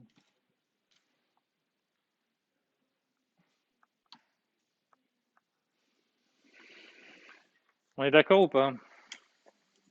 Quelqu'un l'a retrouvé cette formule? Et il y a une erreur, c'est bon? Tu penses que c'est bon? Elle n'est pas écrite tout à fait pareil? Bon, on va dire que c'est bon, hein. On va dire que c'est bon. Bien. Est-ce que vous voyez une similitude entre ça et ça? Bon, là, je l'ai écrit comme ça, mais là, lui, c'est qui? Bah, lui, ils vont le rapprocher de qui? Bon, de lui. Lui, on va le rapprocher de qui? Le dernier, là, c'est lui qui a un N, là. Et lui, là, on va dire que c'est lui. Hmm. Voilà, donc là, ils sont juste inversés, ces deux-là, quoi. Bon, bon évidemment, en fait, là, c'est une norme au carré. Mais vous savez que la norme au carré, c'est la somme. Comment je calcule la norme au carré d'un vecteur? C'est pas une question difficile, c'est juste comment on calcule une norme, hein. Donc j'ai un vecteur, je prends sa norme au carré. Comment je la calcule? Je prends ses coordonnées au carré et je les ajoute entre elles. C'est tout, hein. La norme au carré d'un vecteur, c'est la somme de ses coordonnées au carré. C'est tout. Donc du coup, on va s'intéresser juste aux coordonnées en particulier, quoi. Donc, c'est quoi les coordonnées? C'est quoi l'indice qu'on utilise en général pour les coordonnées, nous, là, dans ce cours-là? Là, on les appelait J, les différentes coordonnées, hein. Donc, on va se prendre un J. Non, I, c'est les individus, c'est pas les coordonnées. Donc, il y a un individu I, il a plein de coordonnées. Donc, l'individu I, c'était le budget de l'année 1920, là. Et les coordonnées, c'était éducation, agriculture et tout ça. D'accord. Donc, on fixe J, on fixe la coordonnée J. Pourquoi? Comme ça me permet d'écrire une formule, mais sans vecteur. D'accord? Qu'est-ce qu'on va fixer d'autre? Là, j'ai n, c'est effectif tout entier, mais là, j'ai des n, g. Donc, on va se prendre un groupe en particulier aussi, quoi. On fixe le groupe G aussi. On se fixe la coordonnée J et le groupe G.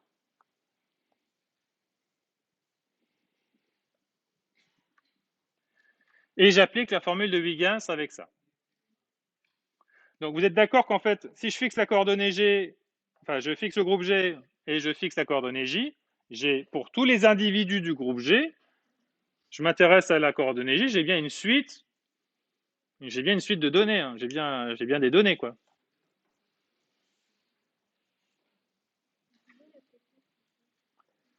Je me place dans le cas où je prends juste un groupe. Il faut se souvenir, par exemple, du premier exemple. Là, avec les. Est-ce que tu te souviens bien de l'exemple avec les budgets là? Bon. Dans le budget, j'avais un gros tableau comme ça. avec, en colonne, j'avais les différents postes, agriculture, éducation et tout ça, et les lignes, c'était les différents individus. Donc c'était telle année, telle année, telle année, telle année. Donc déjà là, j'avais un gros tableau là. En plus là, on va faire des groupes. On va regrouper des années entre elles. C'est ce qu'on est en train de faire depuis le début, quoi. C'est ça les groupes. Les CG, c'est ça. Les CG, c'est je m'occupe de cette année, cette année, cette année, quoi. Et ces groupes, ils ont des numéros et le numéro, c'est le numéro G. Donc, si parmi tout ce tableau-là, je ne sélectionne que les lignes qui appartiennent au premier groupe, d'accord, j'ai fait un groupe où j'ai regroupé certaines années entre elles. Donc, dans ce groupe-là, je vais m'intéresser seulement à une des colonnes. Donc là, j'ai bien un ensemble de données. Tout simple. J'ai le budget de l'agriculture en 1920, le budget de l'agriculture en 1930, le budget de l'agriculture pas en 1931 parce que lui, il n'est pas dans le groupe, le budget de l'agriculture en 1950. Voilà. Donc j'ai un ensemble de données comme ça. Comme ici où j'ai un ensemble de. Ça y est, il a décédé là. Vas-y. Comme ici, là où j'ai un ensemble de données ici. Donc on va essayer d'appliquer ça, là, cette formule-là, mais en l'appliquant à notre cas particulier qui est ici. D'accord. Ce que j'appelle xi là, c'est pas mes xi qui sont là. On est parti. Et j'essaie de la mettre dans le bon sens. Donc, somme pour tous les individus du groupe. Comment j'écris la somme pour tous les individus du groupe? Non, I de 1 à n, ça serait tout le monde.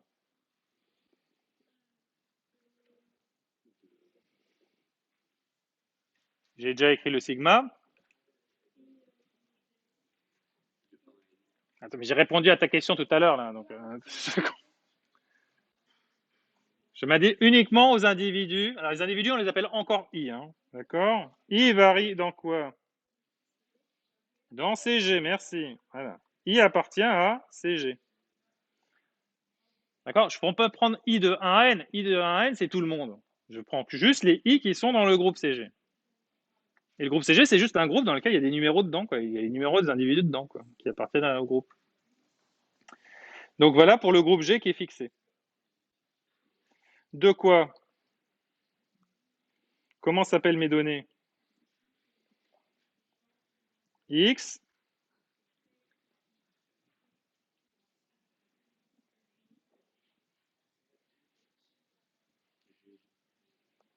X et J. Donc la coordonnée J de l'individu I. Donc on les avait appelés X et J. Moins U, c'est quoi?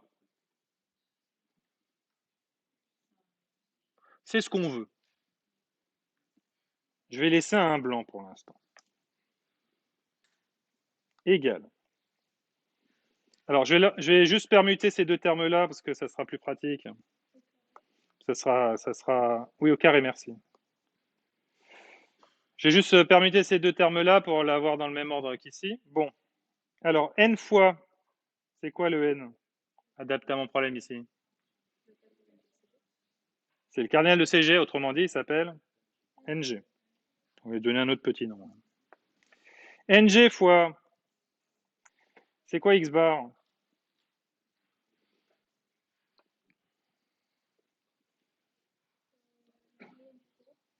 C'est la moyenne du groupe, ouais. Ah, c'est quoi la moyenne du groupe? C'est X bar G. Mais je m'intéresse que X bar G, c'est le point central hein, du groupe G. Mais je ne m'intéresse qu'à sa coordonnée. Il n'y a que sa coordonnée J qui m'intéresse. Hein. D'accord? Quand j'écris un J en plus, là, c'est-à-dire qu'il y a le vecteur ici, X de l'individu I, hein, je prends juste sa coordonnée J. Hein. C'est juste ce que ça veut dire. Quoi. Voilà, moins, c'est quoi le U? Bon, on le choisira plus tard. Pouf au carré. On va pas choisir tout de suite. Hein. On va se laisser on va se laisser du temps. Plus. Qu'est-ce que j'ai ensuite? Là, j'ai à nouveau somme de I égale à n. Je mets somme de I appartient à CG. Hein, parce que depuis... Donc, I appartient à CG, c'est comme la somme de I égale à n. Hein, mais parce que, en fait, moi, là, c'est pour tous les individus, mais moi, pour moi, tous les individus, c'est seulement les individus du groupe. Hein. parce que je me suis restreint au monde où il n'y a que ce groupe qui existe. I appartient à CG de... Alors là, il y avait XI, donc l'individu I.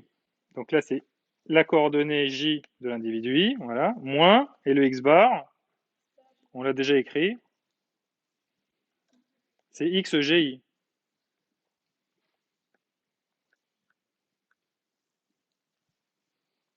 D'accord? C'est le même que lui. Hein. Lui et lui, là, hein, on le retrouve là aux deux endroits. Quoi. GJ, pardon. Donc, si je dis que c'est pareil et que je l'ai mal recopié, c'est que j'ai une erreur d'inattention. Ça va, c'est encore lisible? Ça, c'est XGJ. Là. Enfin, c'est un miracle que vous ayez... GJ, hein. c'est ce qu'il y a écrit là. Bon, maintenant, il nous reste à choisir U. Je regarde la formule qui est là. Qu'est-ce que je veux, en fait, pour U? Le barbare, oui. Je veux le barbare, mais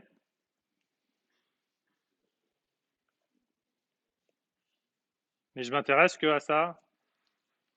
Coordonnée J. Hein.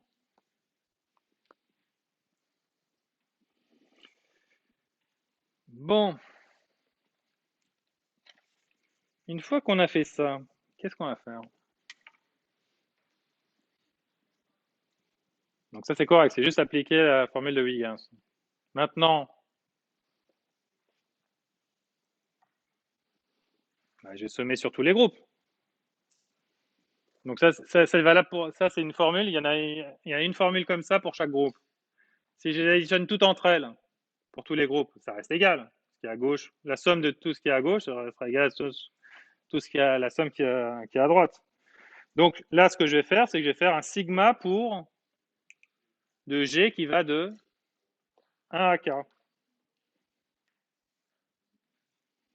Somme pour G qui va de 1 à K. Je vais jamais tenir le truc. Quoi. Somme de I appartenant à CG de lui, là, au carré, égale, donc là, pareil, je vais avoir la somme sur G égale 1 à K de lui, là, plus la somme de G égale 1 à K de la somme de I appartenant à CG. C'est J, non, c'est I, c'est bon. Voilà, de lui.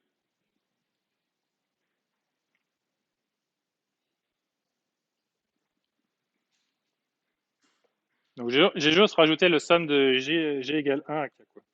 Donc, a priori, la somme de G égale 1 à K dNG, lui, là, c'est pas mal. Lui, ah.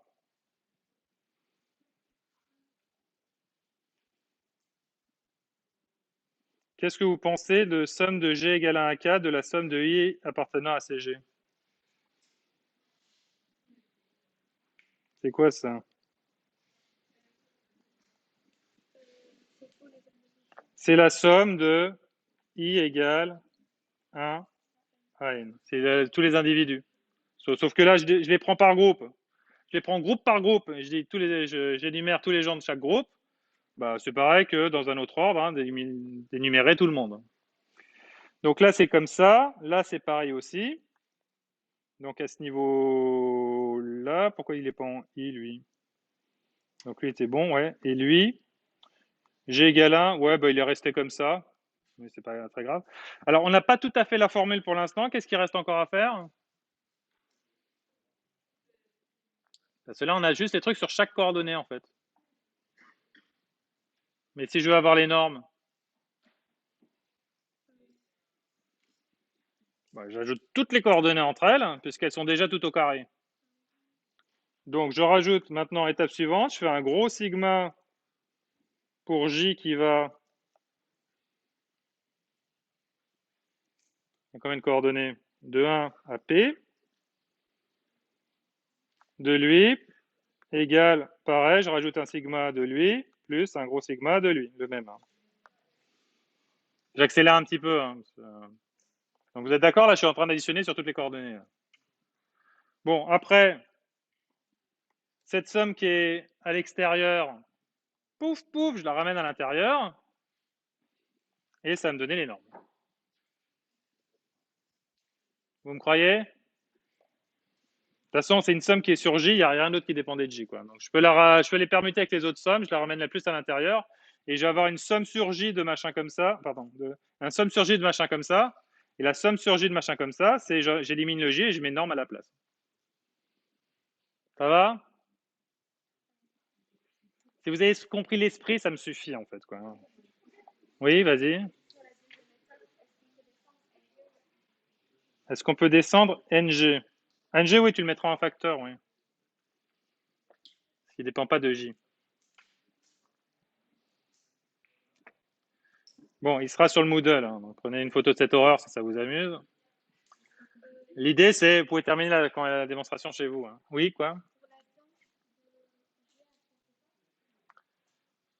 De quelle couleur? Ça, j'ai juste rajouté la somme en plus. Hein. Mais la ligne précédente était identique. Si tu as réussi à compléter les trous de la ligne précédente, j'ai juste rajouté des sigmas en plus ici. Là, je ne sais pas de quoi tu parles. Là. Là ou là? Là? Là? Cette ligne, laquelle? La fin de la dernière ligne. Ici, là? Là? Oui, quoi? G égale 1 à K, oui. Oui, c'est 1. C'est pareil que les autres. Pareil que lui, pareil que lui. C'est bon, je peux avancer là? Parce que je sens que vous avez essayé de vous sauver à l'heure, ce qui me paraît normal, mais... Oui? P, c'est depuis le début, on a dit que c'était le nombre de coordonnées. On travaille dans un espace qui s'appelle R puissance P, RP. Il y a P coordonnées à tous nos vecteurs. C'est bon? Bien. Alors, interlude, données centrées réduites, c'est que je vous expliquais tout à l'heure, en fait, si vous avez des données, si c'est des données à 2 dimensions, vos abscisses, elles sont de l'ordre du million et vos ordonnées, elles sont de l'ordre de 0,1, vous allez avoir un problème, c'est-à-dire que quand vous allez essayer de faire vos moyennes et trouver les points et tout ça, il n'y a que l'abscisse qui va contribuer et leur donner qu'on comptera pour rien. Donc, on va essayer de centrer et réduire les données. Comment on les centre? Vous prenez, en fait, on s'intéresse à une coordonnée particulière, donc par exemple, le budget de l'agriculture. Je regarde juste la colonne du budget de l'agriculture. Qu'est-ce que je vais faire? À chaque coordonnée, je vais lui retirer la moyenne. Ça, c'est centré, ça. Si vous avez... Là, je suis sur une seule coordonnée. Hein. Donc, vous avez un ensemble de nombres. Comment je trouve le centre d'un ensemble de nombres? Je prends la moyenne, c'est le centre. Et si je retire la moyenne à tous ces nombres-là, la moyenne du nouveau truc, elle va se retrouver à 0. 0, il est là. Imaginons que 0 est là. J'ai des données qui sont là. Elle est où la moyenne? Elle est là. On va dire ça. Hein. Si je retire, là je suis en unidimensionnel. Hein. Si je retire la distance ici, la distance violette, à chaque distance bleue, ça va déplacer mes données. Et en fait, le 0 va se placer ici et mes données, elles seront comme ça. Et en fait, si je refais la moyenne de là, je retrouverai comme moyenne 0. D'accord? Donc si je retire la moyenne à tout le monde, si je retire la moyenne de tout le monde à chacun, je me retrouve avec des données qui sont centrées. Ça va? Mais oui, c'est évident, quoi. Arrête de te poser des questions qui n'existent pas, quoi. Je vais bien écrire des sigmas pour le démontrer, mais c'est tellement ridicule, quoi. Si la moyenne elle est là et que vous la soustrayez, déjà quand je soustrais la moyenne à la moyenne, ça va le ramener où? À 0. Et la moyenne de trucs de moyenne, c'est des trucs linéaires, ça, voilà. La moyenne de la moyenne, c'est la moyenne. Il n'y a pas de souci particulier. Bon. Donc ça, c'est une chose. Donc là, on a réussi à centrer. Maintenant, on va réduire. Donc pour réduire, c'est l'histoire du 1 million ou du 0,1. Je divise par la variance. La variance qui mesure la dispersion autour de la valeur centrale. Donc, si je divise tous les machins, si quelqu'un a une très grande dispersion de 1 million, si je divise par 1 million, ça va le ramener, ça va l'assagir un petit peu là. Et s'il y a un truc qui est d'ordre de 0,1, si je divise par 0,1, bah, ça va un petit peu l'étendre et tout ça. Et puis, en fin de compte, les deux se retrouveront à peu près pas mal, quoi. Vous êtes d'accord ou pas? D'accord? Donc, c'est pas tout à fait une normalisation, mais c'est un truc qui permet de ramener les données dans un intervalle qui est à peu près correct. Voilà. Donc, mes nouvelles coordonnées, elles sont là. J'ai retiré la moyenne à tout le monde. Donc, je vais essayer de travailler sur chaque colonne individuellement, hein, colonne de l'éducation, j'ai fait le travail. Colonne de l'agriculture, j'ai fait le travail, etc., etc. Donc, je travaille à chaque fois sur une seule coordonnée à la fois, quoi. Et à la fin, j'ai mes données sans frais réduites. Là, on dira qu'elles sont sans dimension, elles sont de même ordre de grandeur. Ouais, parce qu'en plus, en divisant par l'écart type ici, j'ai aussi supprimé la dimension. Ça intéressera les physiciens. Je passe. Exemple, j'avais mes données qui étaient là. 18%, je ne sais plus ce que c'est. 2,1% pour l'éducation en 1872. Je fais les moyennes de toutes ces colonnes. Je calcule les écarts types de toutes ces colonnes. Je centre, je réduis. Comment je centre, je réduis? C'est-à-dire que le 2,1 ici, j'obtiens moins 1,50. Comment? J'ai fait 2,1, j'ai retiré la moyenne 9,9 et le tout, je l'ai divisé par 5,2, ce qui me donne moins 1,5. Ça va? Pas compliqué. Donc là, si je regarde maintenant mes données d'éducation, elles sont bien centrées réduites. Bon, on n'a pas la suite de l'affaire. J'imagine que le budget d'éducation a continué d'augmenter plus tard, quoi, parce qu'on a que là, on a que les négatifs. Mais c'est un peu plus centré, quoi, vous voyez.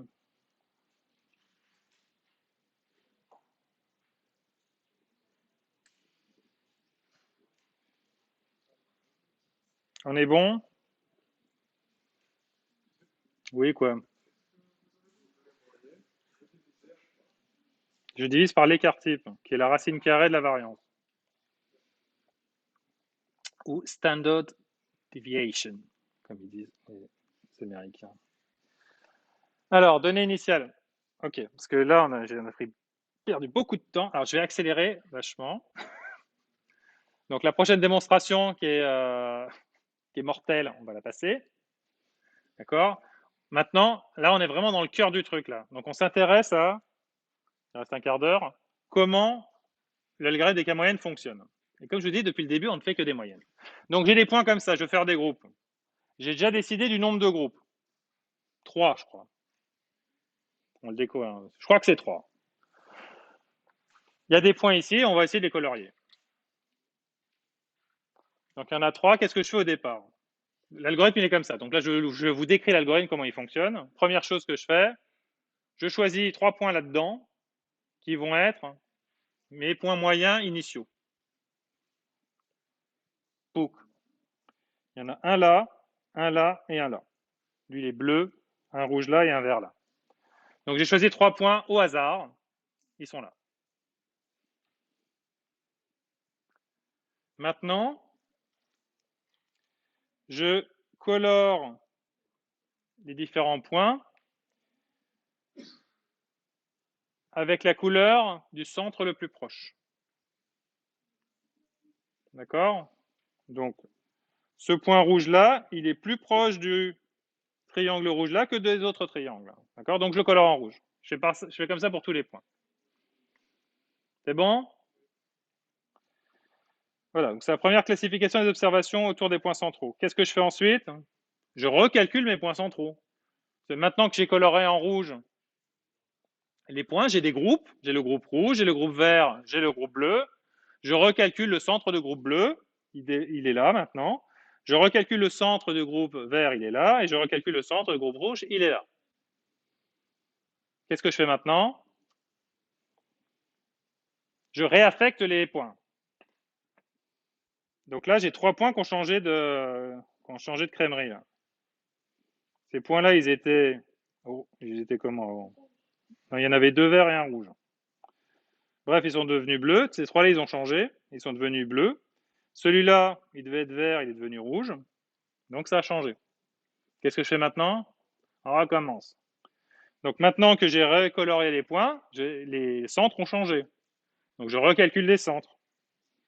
Ils se déplacent là, regardez. Qu'est-ce que je fais ensuite? Je réaffecte. Ah, là je réaffecte, mais rien n'a bougé. Donc je m'arrête. Voilà. Et donc là j'ai bien 3 groupes qui ont l'air pas trop mal, quoi. Ils ont l'air assez loin les uns des autres, et puis les données ont l'air assez bien regroupées autour de leur point central, quoi. Si j'avais pris une autre initialisation, hein, au hasard, je prends 3 points au hasard, si j'avais pris autre chose, je ne serais pas forcément tombé là-dessus. Hein. Je pourrais tomber sur autre chose. Peut-être meilleur, peut-être moins bien aussi. Hein. D'accord? L'algorithme, il garantit rien. Ok. Donc, vu le peu de temps que j'ai, donc là, c'est là que je vous expliquais qu'on va rajouter 50 000 trucs, parce que déjà, on a rajouté le G, là, vous avez beaucoup souffert. Maintenant, on va rajouter un H entre parenthèses pour dire à quelle époque on est en train de faire, parce que vous voyez, il y a plusieurs itérations dans l'algorithme. Hein. Donc maintenant, il y a un H.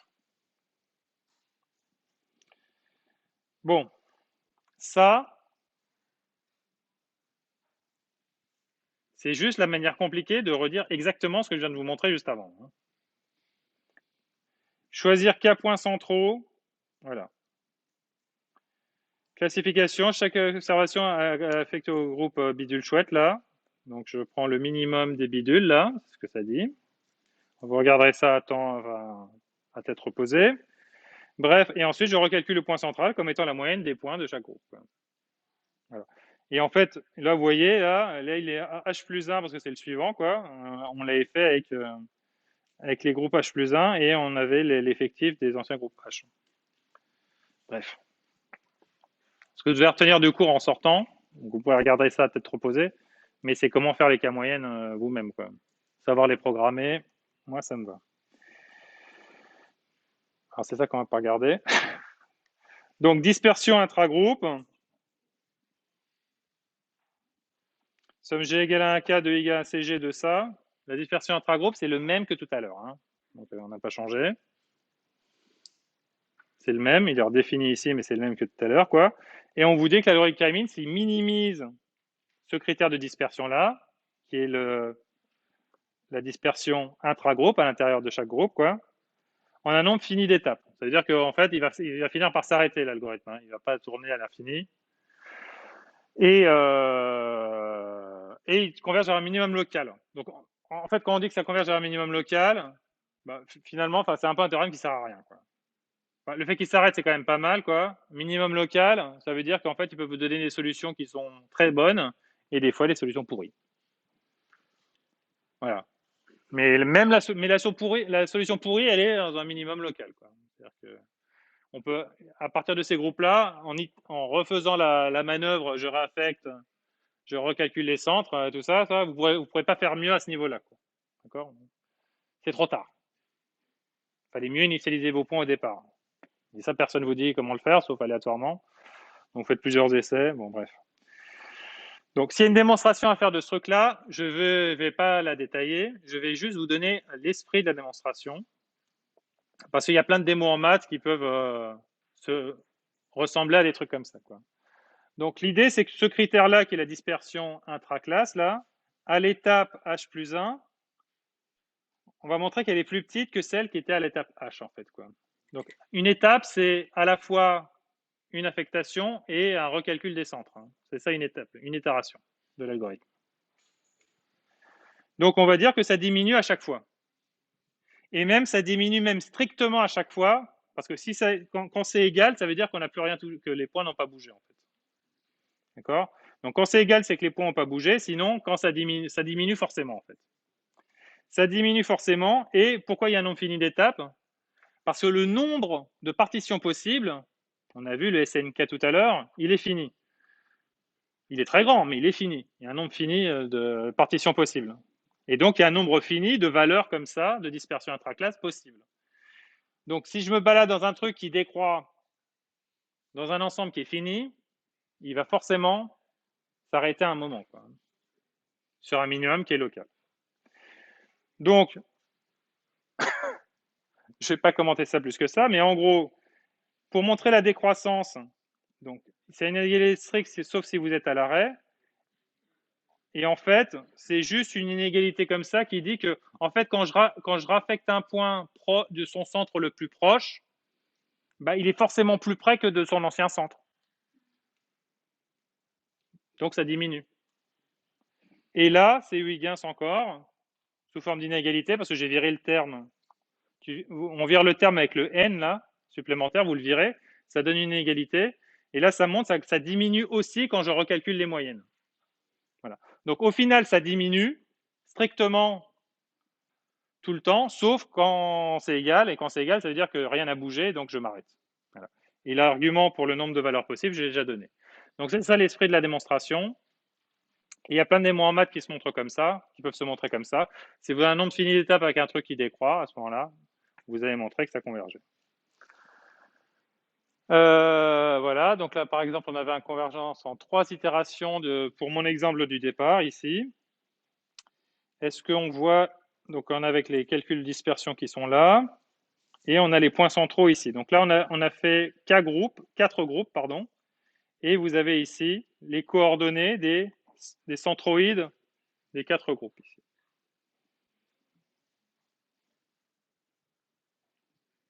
Ça fait une belle jambe, hein. Voilà. Donc ça, c'est en données centrées réduites, et ensuite là, dans la vraie, avec les vraies valeurs. Ok, je pense qu'après, enfin, je vais juste avancer, parce qu'en 5 minutes, je vais vous faire l'autre truc, quoi. Bref, là, vous pouvez voir les différents groupes. Ça, c'est les années en abscisse. En ordonnée, enfin, c'est pas vraiment une ordonnée, c'est les 4 groupes. Vous voyez comment il a regroupé? Il a regroupé les dates les plus anciennes en vert, là. Il a les dates les plus récentes en rouge, moyen récent en bleu, et voilà. Donc au niveau des budgets, ça donnait, c'est ça qu'il a trouvé comme classification automatique. Alors il y a un quatrième point qui va aller rapidement, c'est une autre manière de créer des groupes, mais cette fois-ci, on va partir d'une approche qui va constituer les groupes au fur et à mesure, donc qui est beaucoup plus directe, et ça va nous donner ce qu'on appelle un dendrogramme, qui est un truc comme ça. En fait, au départ, si j'ai 100 données, je fais 100 groupes. Et à chaque étape, j'essaye de fusionner 2 groupes entre eux. Et vous voyez, dès qu'on fusionne 2 groupes entre eux, ça monte comme ça, et puis il n'y en a plus qu'un.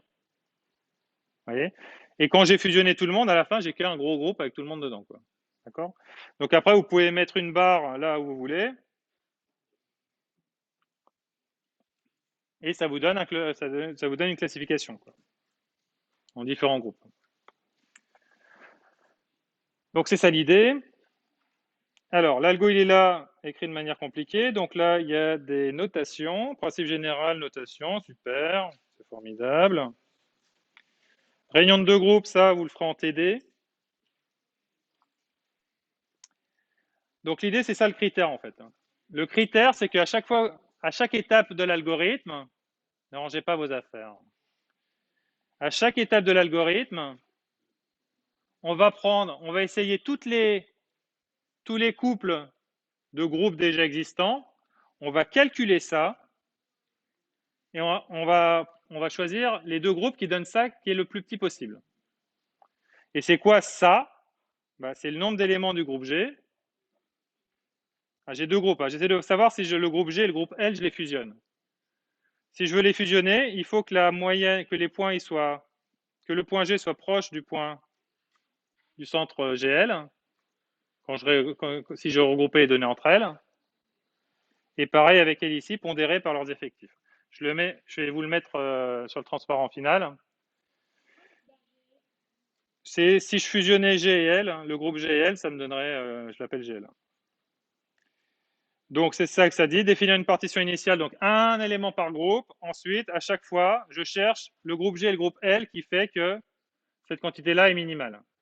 Et je continue jusqu'à ce que le nombre de groupes que j'ai me satisfait.